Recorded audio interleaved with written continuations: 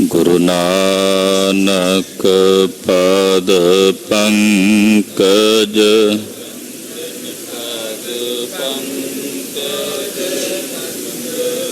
सिमरो अंगद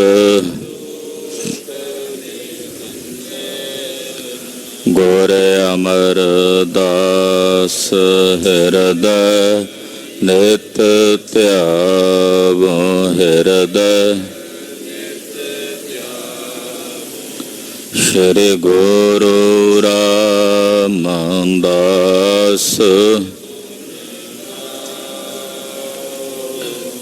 गुरु अर्जन बेघनन के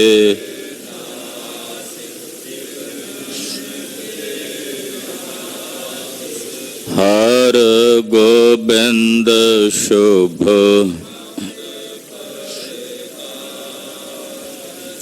श्री हर राय नमो कर जोरी नमो श्री हर कृष्ण मनाओ तेग बहादुर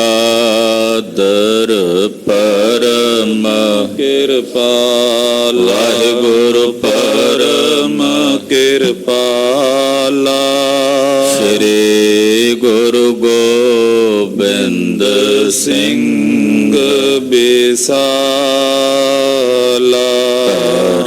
तरा पुन पुन सीसा जी पुन पुन सीसा बंदो बार बार जगदीसा कंकारा सतगुरु ते प्रसाद सच होए। वाहिगुरु जी की फतेह है विघ्न विनाशन सोए।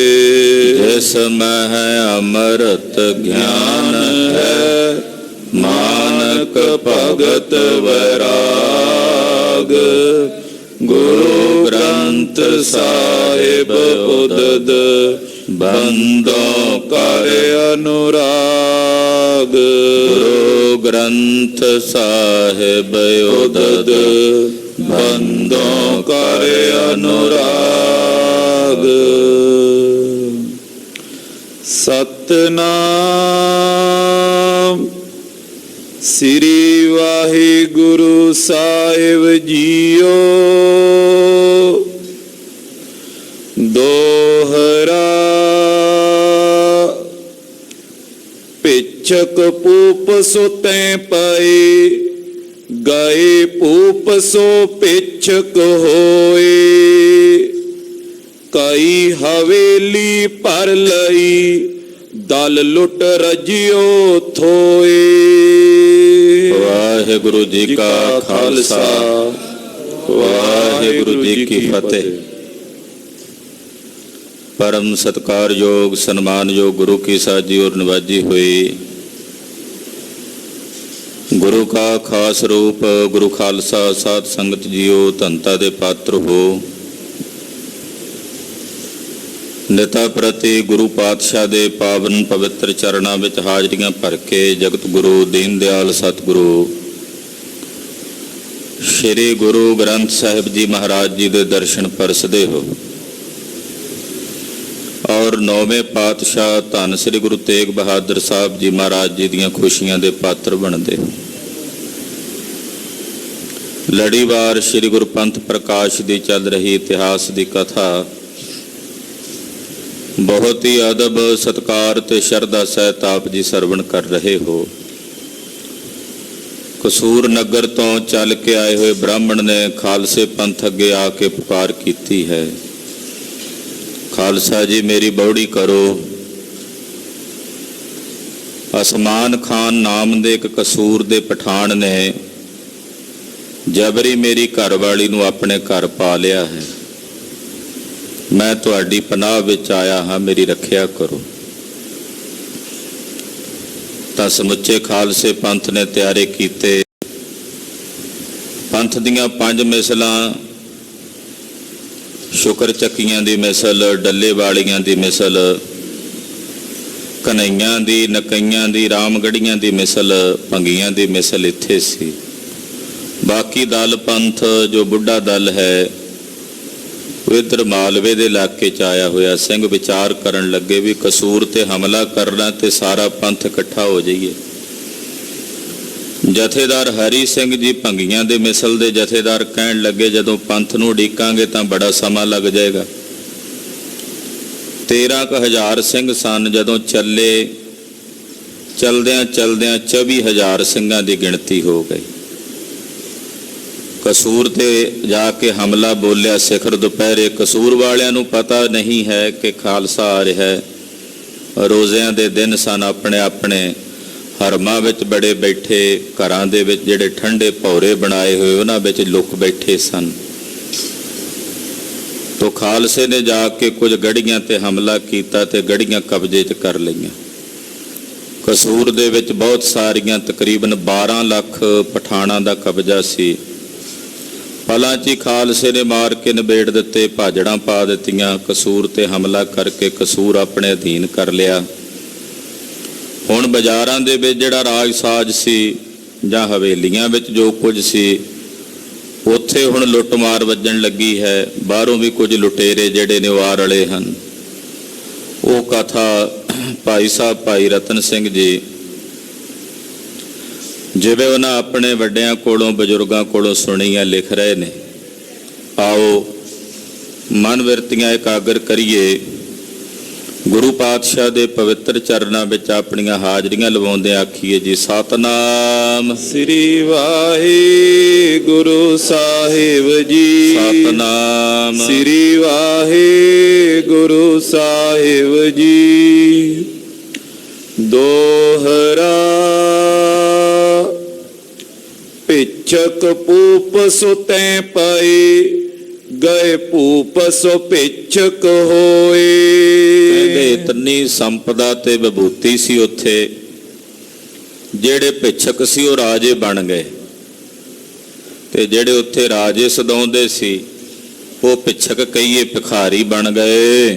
ਕਈ ਹਵੇਲੀ ਭਰ ਲਈ, ਦਲ ਲੁੱਟ ਰਜਿਓ ਥੋਏ। ਕਹਿੰਦੇ ਕਈ ਹਵੇਲੀਆਂ ਧਨ ਨਾਲ, ਖਜ਼ਾਨੇ ਨਾਲ ਭਰੀਆਂ ਹੋਈਆਂ ਖਾਲਸੇ ਨੇ ਆਪਣੇ ਕਬਜ਼ੇ ਕੀਤੀਆਂ ਨੇ। ਪੰਥ ਨੇ ਆ ਸ਼ੇਰ ਪੰਜਾ ਮਾਰ ਕੇ ਉਹਨਾਂ ਹਵੇਲੀਆਂ ਵਿੱਚ ਇਕੱਤਰ ਹੋਇਆ। ਜਿਹੜਾ ਧਨ ਸੀ ਉਹ ਆਪਣੇ ਅਧੀਨ ਕੀਤਾ ਹੈ। ਚੌਪਈ 3 ਦਿਵਸ ਦਲ ਲੁੱਟ ਤੋਰਿਓ। ਤਕਰੀਬਨ 3 ਦਿਨ ਪੰਥ ਨੇ ਕਸੂਰ ਦੇ ਉੱਤੇ ਹਮਲਾ ਕਰਕੇ 3 ਦਿਨ ਇੱਥੇ ਲੁੱਟ ਕੀਤੀ ਹੈ। ਲੁੱਟ ਦਾ ਮਤਲਬ ਲੁਟੇਰਿਆਂ ਨੂੰ ਲੁੱਟਿਆ ਹੈ, ਗਰੀਬਾਂ ਨੂੰ ਨਹੀਂ। ਕਸੂਰ ਵਿੱਚ ਬੜੇ ਬੜੇ ਵੱਡੇ ਲੁਟੇਰੇ ਰਹਿੰਦੇ ਸੀ ਜਿਹੜੇ ਲੋਕਾਂ ਦਾ ਪੈਸਾ ਇਕੱਠਾ ਕਰਕੇ ਆਪਣੀਆਂ ਹਵੇਲੀਆਂ ਭਰੀ ਬੈਠੇ ਸਨ। 3 ਦਿਨ ਤੱਕ ਖਾਲਸੇ ਨੇ ਉਹਨਾਂ ਨੂੰ ਲੁੱਟਿਆ ਹੈ। ਚੌਥੇ ਦਿਨ ਆਏ ਮੁਲਕ ਬੋ ਪਇਓ। ਚੌਥੇ ਦਿਨ ਤਾਂ ਫਿਰ ਆਲੇ ਦੁਆਲੇ ਦੇ ਲੋਕ, ਮੁਲਖਈਆ ਹੀ ਆ ਗਿਆ ਸਾਰਾ ਕਸੂਰ ਉਜਾੜਨ ਵਾਸਤੇ। ਫਿਰ ਤਾਂ ਸਾਰੇ ਮੁਲਕ ਨੇ ਹਮਲਾ ਬੋਲ ਦਿੱਤਾ। ਉਹ ਪੀ ਲੁੱਟ ਲੁੱਟ ਪਏ ਨਿਹਾਲ। ਉਹ ਵੀ ਬਹੁਤ ਕੁਝ ਲੁੱਟ ਕੇ ਲੈ ਕੇ ਗਏ। ਬੜਾ ਵੱਡਾ ਸ਼ਹਿਰ ਸੀ ਕਸੂਰ, ਪੈਂਦਾ ਤਾਂ ਲਾਹੌਰ ਦੇ ਅਧੀਨ ਸੀ। ਤੋ ਆ ਕੇ ਉਹਨਾਂ ਨੇ ਵੀ ਬਹੁਤ ਕੁਝ ਲੁੱਟਿਆ ਤੇ ਲੁੱਟ ਕੇ ਉਹ ਵੀ ਚੰਗੇ ਰੱਜੇ। ਲੈ ਗਏ ਕੱਪੜ ਬਹੁ ਭਾਂਤ ਸੰਭਾਲ। ਕਈ ਤਰ੍ਹਾਂ ਦੇ ਤਾਂ ਕੱਪੜੇ ਹੀ ਕਸੂਰ ਦੇ ਵਿੱਚ ਉਹਨਾਂ ਨੂੰ ਮਿਲੇ, ਜਿਨ੍ਹਾਂ ਦੀਆਂ ਪੰਡਾਂ ਬੰਨ੍ਹ ਕੇ ਲੈ ਗਏ। ਫੇਰ ਸੁਨੋ ਅਬ ਬ੍ਰਾਹਮਣ ਬਾਤ। ਉਹ ਜਿਹੜਾ ਬ੍ਰਾਹਮਣ ਸੀ, ਜਿਹੜਾ ਪੰਥ ਨੂੰ ਲੈ ਕੇ ਆਇਆ ਪੁਕਾਰ ਕਰਕੇ, ਹੁਣ ਉਸ ਬ੍ਰਾਹਮਣ ਦੀ ਬਾਤ ਸੁਣੋ। ਫਰਿਆਦ ਕਰੀ ਉਨ ਆਏ ਪਰਾਤ। ਉਹਨੇ ਅਗਲੇ ਦਿਨ ਸੁਬਾ ਹੋਈ ਤੇ ਪੰਥ ਦੇ ਚਰਨਾਂ ਵਿੱਚ ਆ ਕੇ ਬੇਨਤੀ ਕੀਤੀ। ਆਪਣੋ ਕਾਮ ਤੁਮ ਖਾਲਸ ਕੀਓ। ਕਹਿਣ ਲੱਗਾ ਖਾਲਸਾ ਜੀ ਤੁਸੀਂ ਆਪਣਾ ਕਾਰਜ ਕਰ ਲਿਆ, ਕਸੂਰ ਤੇ ਫਤਿਹ ਪ੍ਰਾਪਤ ਕਰ ਲਈ ਹੈ, ਵੈਰੀਆਂ ਨੂੰ ਸੋਧ ਲਿਆ ਹੈ। ਮੇਰੋ ਕਾਮ ਤੁਮ ਚਿਤ ਨਾ ਧਰਿਓ। ਖਾਲਸਾ ਜੀ ਜਿਹੜਾ ਮੇਰਾ ਕੰਮ ਸੀ ਉਹ ਤਾਂ ਤੁਸੀਂ ਚੇਤੇ ਨਹੀਂ ਕੀਤਾ। 3 ਦਿਨ ਬੀਤ ਗਏ ਨੇ। ਮੇਰੀ ਵੀ ਪੁਕਾਰ ਸੁਣੋ, ਜਿਹੜੀ ਮੈਂ ਤੁਹਾਡੇ ਚਰਨਾਂ 'ਚ ਪੁਕਾਰ ਕੀਤੀ ਸੀ, ਮੇਰੀ ਵੀ ਉਹ ਪੁਕਾਰ ਪ੍ਰਵਾਨ ਕਰੋ। ਹਰੀ ਸਿੰਘ ਕਹਿਓ ਵਕਤ ਲੋਡੇ ਆਵੀ। ਜਥੇਦਾਰ ਹਰੀ ਸਿੰਘ ਭੰਗੀ ਜੀ ਨੇ ਆਖਿਆ, ਪੰਡਤ ਜੀ ਸ਼ਾਮ ਦੇ ਸਮੇਂ ਆਇਓ, ਜਦੋਂ ਰਹਿਰਾਸ ਸਾਹਿਬ ਦਾ ਸਮਾਂ ਹੋਵੇਗਾ, ਉਸ ਵੇਲੇ ਸਾਰਾ ਪੰਥ ਇਕੱਤਰ ਹੋਵੇਗਾ, ਉਸ ਵੇਲੇ ਤੂੰ ਚੱਲ ਕੇ ਆਈ। ਲਗੇ ਦੀਵਾਨ ਵਿੱਚ ਆਖ ਸੁਣਾਵੀ। ਜਦੋਂ ਖਾਲਸੇ ਦਾ ਦੀਵਾਨ ਸਜਿਆ ਹੋਵੇਗਾ ਸੰਧਿਆ ਦਾ ਪਿਛਲੇ ਪਹਿਰ ਦਾ, ਉਦੋਂ ਤੂੰ ਆ ਕੇ ਸਮੁੱਚੇ ਪੰਥ ਦੇ ਅੱਗੇ ਆਪਣੀ ਪੁਕਾਰ ਸੁਣਾਵੀਂ, ਜੋ ਮੈਨੂੰ ਕਹਿ ਰਿਹਾ ਹੈ। ਸੋਈ ਬਾਤ ਆਦਿਜ ਨੇ ਕਰੀ। ਸ਼ਾਮ ਦੇ ਸਮੇਂ ਰਹਿਰਾਸ ਸਾਹਿਬ ਜੀ ਦਾ ਪਾਠ ਹੋਇਆ। ਅਰਦਾਸ ਬੇਨਤੀ ਤੋਂ ਬਾਅਦ ਪੰਡਤ ਨੇ ਸਮੁੱਚੇ ਪੰਥ ਅੱਗੇ ਹੱਥ ਜੋੜ ਕੇ ਉਸੇ ਤਰ੍ਹਾਂ ਬੇਨਤੀ ਕੀਤੀ। ਮੇਰੀ ਬਾਮਣੀ ਰਹੀ ਤੁਰਕ ਪੈ ਫਰੀ। ਕਹਿਣ ਲੱਗੇ, ਜੀ ਮੇਰੀ ਪੰਡਤਾਣੀ ਤਾਂ ਅਸਮਾਨ ਖਾਂ ਤੁਰਕ ਦੇ ਕੋਲ ਹੀ ਆ, ਉਹਦੇ ਕੋਲ ਹੀ ਫੜੀ ਹੋਈ, ਉਹਦੀ ਹਵੇਲੀ ਵਿੱਚ ਹੈ। ਕਹਿਓ ਖਾਲਸੇ ਅਬ ਹੋਏ ਚੱਲ ਆਗੇ। ਖਾਲਸੇ ਨੇ ਆਖਿਆ, ਪੰਡਤ ਜੀ ਅੱਗੇ ਲੱਗ ਕੇ ਦੱਸੋ ਵੀ ਕਿਹੜੀ ਗੜੀ ਆ, ਉਹ ਕਿੱਥੇ ਆ, ਉਹ ਪਠਾਨ, ਉਹਦੇ ਤੇ ਹੱਲਾ ਬੋਲੇਗਾ ਖਾਲਸਾ। ਮਗਰੇ ਤੁਰੇ ਸਰਦਾਰ ਸੁਲਾਗੇ। ਪੰਡਤ ਜੀ ਅੱਗੇ ਅੱਗੇ ਲੱਗ ਕੇ ਟੁਰ ਪਏ, ਕਿਉਂਕਿ ਉਹ ਕਸੂਰ ਦੇ ਹੀ ਰਹਿਣ ਵਾਲੇ ਸੀ, ਭੇਤੀ ਸੀ। ਜਿਹੜੇ ਚੰਗੇ ਮੁਖੀਏ ਸਰਦਾਰ ਨੇ, ਭਾਈ ਜੱਸਾ ਸਿੰਘ ਜੀ ਰਾਮਗੜੀਆ ਵਰਗੇ, ਹਰੀ ਸਿੰਘ ਜੀ ਵਰਗੇ, ਉਹ ਆਪਣੇ ਕੁਝ ਸਿਪਾਹੀਆਂ ਫੌਜਾਂ ਦੇ ਸਮੇਤ ਪੰਡਤ ਜੀ ਦੇ ਪਿੱਛੇ ਪਿੱਛੇ ਨਾਲ ਨਾਲ ਚੱਲ ਪਏ। ਗਿਲ ਜਨ ਕੋਟੋਨ ਦਿਓ ਬਤਾਏ। ਗਿਲਜਿਆਂ ਦਾ ਜਿਹੜਾ ਕਿਲਾ ਸੀ, ਕੋਟ ਸੀ ਅਸਮਾਨ ਖਾਨ ਦਾ, ਉਹ ਪੰਡਤ ਜੀ ਨੇ ਪੰਥ ਨੂੰ ਦੱਸ ਦਿੱਤਾ, ਖਾਲਸਾ ਜੀ ਆਹ ਉਹ ਗੜੀ ਹੈ ਜਿੱਥੇ ਮੇਰੀ ਘਰ ਵਾਲੀ ਹੈ ਤੇ ਇੱਥੋਂ ਦਾ ਮਾਲਕ ਅਸਮਾਨ ਖਾਨ ਹੈ। ਬਾਰ ਦੂਈ ਦਿਓ ਕਤਲ ਕਰਾਏ। ਕਹਿੰਦੇ ਦੂਜੀ ਵਾਰ ਫਿਰ ਹੁਣ ਕਤਲ ਹੋਵੇਗੀ ਕਸੂਰ, ਦੂਜੀ ਵਾਰ ਹੁਣ ਇੱਕ ਵਾਰੀ ਹਮਲਾ ਹੋਵੇਗਾ। ਦੋਹਰਾ ਪਠਾਨ ਸੋ ਅਬਈ ਮਾਰ ਕੇ ਬਿਪਨੀ ਦਈ ਫੜਾਏ। ਕਹਿੰਦੇ ਉਸੇ ਵਕਤ ਹੀ ਖਾਲਸੇ ਨੇ ਉਸ ਪਠਾਨ ਨੂੰ ਕੱਢ ਕੇ ਸੋਧਾ ਲਾਇਆ, ਪਾਪੀ ਦੀ ਧੌਣ ਵੱਢੀ, ਔਰ ਪੰਡਤ ਦੀ ਜਿਹੜੀ ਪੰਡਤਾਣੀ ਸੀ ਉਹ ਪੰਡਤ ਦੇ ਹਵਾਲੇ ਕੀਤੀ। ਜੈ ਜੈ ਕਰਤੇ ਸੋ ਗਇਓ ਆਪਣੋ ਬਦਲੋ ਪਾਏ। ਉਹਨੇ ਆਪਣਾ ਬਦਲਾ ਲੈ ਲਿਆ ਪੰਡਤ ਨੇ, ਤੇ ਪੰਥ ਦੀ ਜੈ ਜੈਕਾਰ ਕਰਦਿਆਂ, ਖਾਲਸੇ ਦੀ ਜੈ ਜੈਕਾਰ ਕਰਦਿਆਂ ਉਹ ਪੰਡਤ ਜੀ ਉੱਥੋਂ ਵਿਦਾ ਹੋ ਕੇ ਚਲੇ ਗਏ। ਦੋਹਰਾ ਇਸੇ ਮਾਹੇ ਇੱਕ ਔਰ ਹੀ ਸੁਨੋ ਜ਼ੁਲਮ ਕੀ ਗੱਲ। ਭਾਈ ਰਤਨ ਸਿੰਘ ਜੀ ਕਹਿੰਦੇ, ਕਸੂਰ ਦੇ ਵਿੱਚ ਹੀ ਇੱਕ ਹੋਰ ਜ਼ੁਲਮ ਦੀ ਗੱਲ ਹੋਈ, ਉਹ ਵੀ ਮੈਂ ਤੁਹਾਨੂੰ ਸਾਰਿਆਂ ਨੂੰ ਸਰਵਣ ਕਰਾ ਦਿਆਂ, ਧਿਆਨ ਨਾਲ ਸੁਣੋ। ਰਾਮਗੜੀਏ ਜਿਮ ਵਦ ਕਣੇ ਗਏ ਖੇ ਮੈਂ ਗੱਲ। ਜਿਵੇਂ ਜੱਸਾ ਸਿੰਘ ਰਾਮਗੜੀਏ ਦੇ ਭਰਾਵਾਂ ਨੇ ਵਾਅਦਾ ਕੀਤਾ, ਮਾਲੀ ਸਿੰਘ ਹੋਣਾ ਨੇ ਤੇ ਖੁਸ਼ਹਾਲ ਸਿੰਘ, ਇਹ ਜਿਹੜੇ ਜੱਸਾ ਸਿੰਘ ਰਾਮਗੜੀਏ ਦੇ ਭਰਾ ਸਨ, ਇਹਨਾਂ ਨੇ ਕਸੂਰ ਆ ਕੇ ਬੜੀ ਮਾੜੀ ਬਿਰਤੀ ਧਾਰਨ ਕੀਤੀ। ਇੱਕ ਪਹਿਲਾਂ ਵੀ ਇਹਨਾਂ ਨੇ ਮਾੜੀ ਘਟਨਾ ਕੀਤੀ ਸੀ, ਜਿਸ ਕਰਕੇ ਰਾਮਗੜੀਆਂ ਨੂੰ ਜਿਹੜਾ ਸੀ ਉਹ ਪੰਥ ਦੇ ਸਾਹਮਣੇ ਨਮੋਸ਼ੀ ਖੱਟਣੀ ਪਈ। ਬਾਬਾ ਜੱਸਾ ਸਿੰਘ ਜੀ ਰਾਮਗੜੀਏ ਨੂੰ ਵੀ ਨਮੋਸ਼ੀ ਖੱਟਣੀ ਪਈ ਆਪਣੇ ਭਰਾਵਾਂ ਦੀ ਕਰਤੂਤ ਕਰਕੇ। ਭਾਈ ਰਤਨ ਸਿੰਘ ਜੀ ਕਹਿੰਦੇ, ਹੁਣ ਮੈਂ ਉਹ ਗੱਲ ਵੀ ਤੁਹਾਨੂੰ ਇੱਥੇ ਸਰਵਣ ਕਰਾਉਂਦਾ ਹਾਂ। ਚੌਪਈ ਔਰ ਸੁਨੋ ਇੱਕ ਜ਼ੁਲਮ ਕਹਾਣੀ। ਸੁਣੋ ਇੱਕ ਹੋਰ ਜ਼ੁਲਮ ਜਿਹੜਾ ਰਾਮਗੜੀਆਂ ਨੇ ਕੀਤਾ। ਰਾਮਗੜੀਆਂ ਜਿਮ ਜੜ ਉਖੜਾਨੀ। ਤੇ ਜਿਵੇਂ ਰਾਮਗੜੀਆਂ ਦੀ ਜੜ ਪੁੱਟੀ ਗਈ, ਇਹ ਮਿਸਲ ਸਮਾਪਤ ਹੋਈ, ਏਡੀ ਵੱਡੀ ਮਿਸਲ ਸੀ, ਪਰ ਜੱਸਾ ਸਿੰਘ ਰਾਮਗੜੀਏ ਦੇ ਭਰਾਵਾਂ ਕਰਕੇ ਕਿਵੇਂ ਮਿਸਲ ਤਬਾਹ ਹੋਈ। ਚਾਰੇ ਪਾਈ ਅਤ ਵੱਡ ਸੂਰੇ। ਜੱਸਾ ਸਿੰਘ ਰਾਮਗੜੀਆ ਜੀ ਦੇ ਹੋਰ ਭਰਾ ਸਨ, 3-4 ਭਰਾ ਸਨ, ਚਾਰੇ ਬੜੇ ਸੂਰਬੇ ਸਨ। ਜਿਨ ਸੋ ਲੜ ਕੋ ਉਤਰਿਓ ਨਾ ਪੂਰੇ। ਇਹੋ ਜਿਹੇ ਸੂਰਬੇ, ਇਹੋ ਜਿਹੇ ਮਰਦ ਦਲੇਰ, ਇਹੋ ਜਿਹੇ ਯੋਧੇ ਸੀ ਕਿ ਇਹਨਾਂ ਦੇ ਸਾਹਮਣੇ ਕੋਈ ਖਲੋ ਕੇ ਲੜ ਕੇ ਇਹਨਾਂ ਦੇ ਬਰਾਬਰ ਨਹੀਂ ਸੀ ਪੁੱਜ ਸਕਦਾ। ਚਾਹੇ ਉਹ ਖੁਸ਼ਹਾਲ ਸਿੰਘ ਸੀ, ਚਾਹੇ ਉਹ ਮਾਲੀ ਸਿੰਘ ਸੀ, ਤੇ ਚਾਹੇ ਉਹ ਜੱਸਾ ਸਿੰਘ ਜੀ ਰਾਮਗੜੀਆ ਨੇ ਆਪ। ਇਹਨਾਂ ਦੇ ਜਿਹੜੇ ਬਾਕੀ 3 ਭਰਾ ਨੇ ਉਹ ਵੀ ਬੜੇ ਸੂਰਮੇ ਨੇ, ਉਹਨਾਂ ਦੀ ਬਰਾਬਰੀ ਨਹੀਂ ਕੋਈ ਕਰ ਸਕਦਾ। ਜੰਗ ਦੇ ਮੈਦਾਨ ਵਿੱਚ ਇਹੋ ਜਿਹੇ ਲੜਾਕੇ ਹਨ। ਉਨਕੀ ਪਿੱਠ ਦੇਖੀ ਕਿਨ ਨਾਏ। ਇਹੋ ਜਿਹੇ ਸੂਰਮੇ ਸਨ, ਜਦੋਂ ਵੀ ਜੰਗ ਯੁੱਧ ਹੁੰਦਾ ਸੀ, ਉਸ ਜੰਗ ਯੁੱਧ ਦੇ ਮਾਹੌਲ ਦੇ ਵਿੱਚ ਇਹਨਾਂ ਦੀ ਕਦੇ ਪਿੱਠ ਨਹੀਂ ਵੇਖੀ ਕਿਸੇ ਨੇ ਰਣ ਭੂਮੀ 'ਚ। ਇਹੋ ਜਿਹੇ ਸੂਰਮੇ ਸੀ। ਕਿ ਇਹਨਾਂ ਦੀ ਕਦੇ ਕਿਸੇ ਨੇ ਪਿੱਠ ਨਹੀਂ ਸੀ ਵੇਖੀ। ਮਲਿਓ ਕਾਂਗੜੇ ਇੱਕ ਦਿਨ ਮਾਹੇ। ਇੱਕ ਦਿਨ ਦੇ ਵਿੱਚ ਇਹਨਾਂ ਨੇ ਕਾਂਗੜੇ ਦੇ ਉੱਤੇ ਹਮਲਾ ਕਰਕੇ, ਆ ਪਹਾੜੀ ਰਿਆਸਤਾਂ ਦੇ ਵਿੱਚ ਕਾਂਗੜਾ ਸ਼ਹਿਰ ਹੈ, ਉਹ ਰਾਮਗੜੀਆਂ ਨੇ ਇੱਕੋ ਦਿਨ 'ਚ ਹੀ ਫਤਿਹ ਕਰ ਲਿਆ ਸੀ। ਸਤ ਧਾਰਨ ਕੇ ਭੀ ਪਾਤਸ਼ਾਹ। ਜਿਹੜੀਆਂ ਇਹ ਪਹਾੜ ਦੀਆਂ 7 ਧਾਰਾਵਾਂ ਸੀ, ਇਹਦੇ ਪਾਤਸ਼ਾਹ ਸੀ ਰਾਮਗੜੀਏ। ਰਾਮਗੜੀਆ ਮਿਸਲ ਇਹਨਾਂ ਪਹਾੜੀ 7 ਧਾਰਾਵਾਂ ਦੇ ਉੱਤੇ ਰਾਜ ਕਰਦੀ ਸੀ। ਲਾਕਰ ਕਸੂਰ ਥੋ ਮੁਲਕੋ ਨ ਪਾਏ। ਕਸੂਰ ਤੱਕ ਕਿੱਥੇ ਆ ਵੇਖੋ, ਆ ਕਾਂਗੜੇ ਤੋਂ ਲੈ ਕੇ ਕਸੂਰ ਤੱਕ ਦਾ ਇਲਾਕਾ ਜਿਹੜਾ ਸੀ ਉਹ ਰਾਮਗੜੀਆਂ ਦੀ ਮਿਸਲ ਦੇ ਤਾਬਿਆਂ ਸੀ। ਸਭ ਤੋਂ ਵੱਧ ਰਕਬਾ ਜਿਹੜਾ ਰਾਜ ਭਾਗ ਦਾ ਸੀ ਉਹ ਰਾਮਗੜੀਆਂ ਦੀ ਮਿਸਲ ਦਾ ਸੀ। ਕਸੂਰ ਤੱਕ ਦਾ ਇਲਾਕਾ ਇਹ ਮੁਲਕ ਉਗਰਾਉਂਦੇ ਸਨ। ਅੰਮ੍ਰਿਤਸਰ ਮੈਂ ਹਿੱਸੋ ਚੋਹਰਾਮ। ਤੇ ਸ੍ਰੀ ਅੰਮ੍ਰਿਤਸਰ ਸਾਹਿਬ ਦੇ ਵਿੱਚ ਵੀ ਜਿਹੜੀ ਆਮਦ ਆਉਂਦੀ ਸੀ, ਉੱਥੇ ਦੀਆਂ ਜਿਹੜੇ 12 ਪਿੰਡਾਂ ਦੀ ਜਗੀਰ ਸੀ ਅੰਮ੍ਰਿਤਸਰ ਸਾਹਿਬ ਦੀ, ਉਹਦੇ ਵਿੱਚੋਂ ਵੀ ਚੌਥਾ ਹਿੱਸਾ ਜਿਹੜਾ ਸੀ ਉਹ ਰਾਮਗੜੀਆਂ ਦੀ ਮਿਸਲ ਦਾ ਸੀ। ਹਾਂਸੀ ਹਿਸਾਰ ਮਲ ਕਰੀ ਗੁਜ਼ਾਰਮ। ਆ ਇਧਰ ਹਰਿਆਣੇ ਵਿੱਚ ਹੁਣ ਚਲਾ ਗਿਆ ਹਾਂਸੀ ਹਿਸਾਰ ਤੱਕ ਦਾ ਇਲਾਕਾ, ਇਹ ਰਾਮਗੜੀਆਂ ਦਾ ਗੜ ਰਿਹਾ ਸਾਰਾ ਇਲਾਕਾ। ਇਧਰ ਦੁਆਬੇ ਦੇ ਇਲਾਕੇ ਦੇ ਵਿੱਚ ਕਿੱਡਾ ਵੱਡਾ ਇਲਾਕਾ ਇਹਨਾਂ ਦੇ ਅਧੀਨ ਸੀ।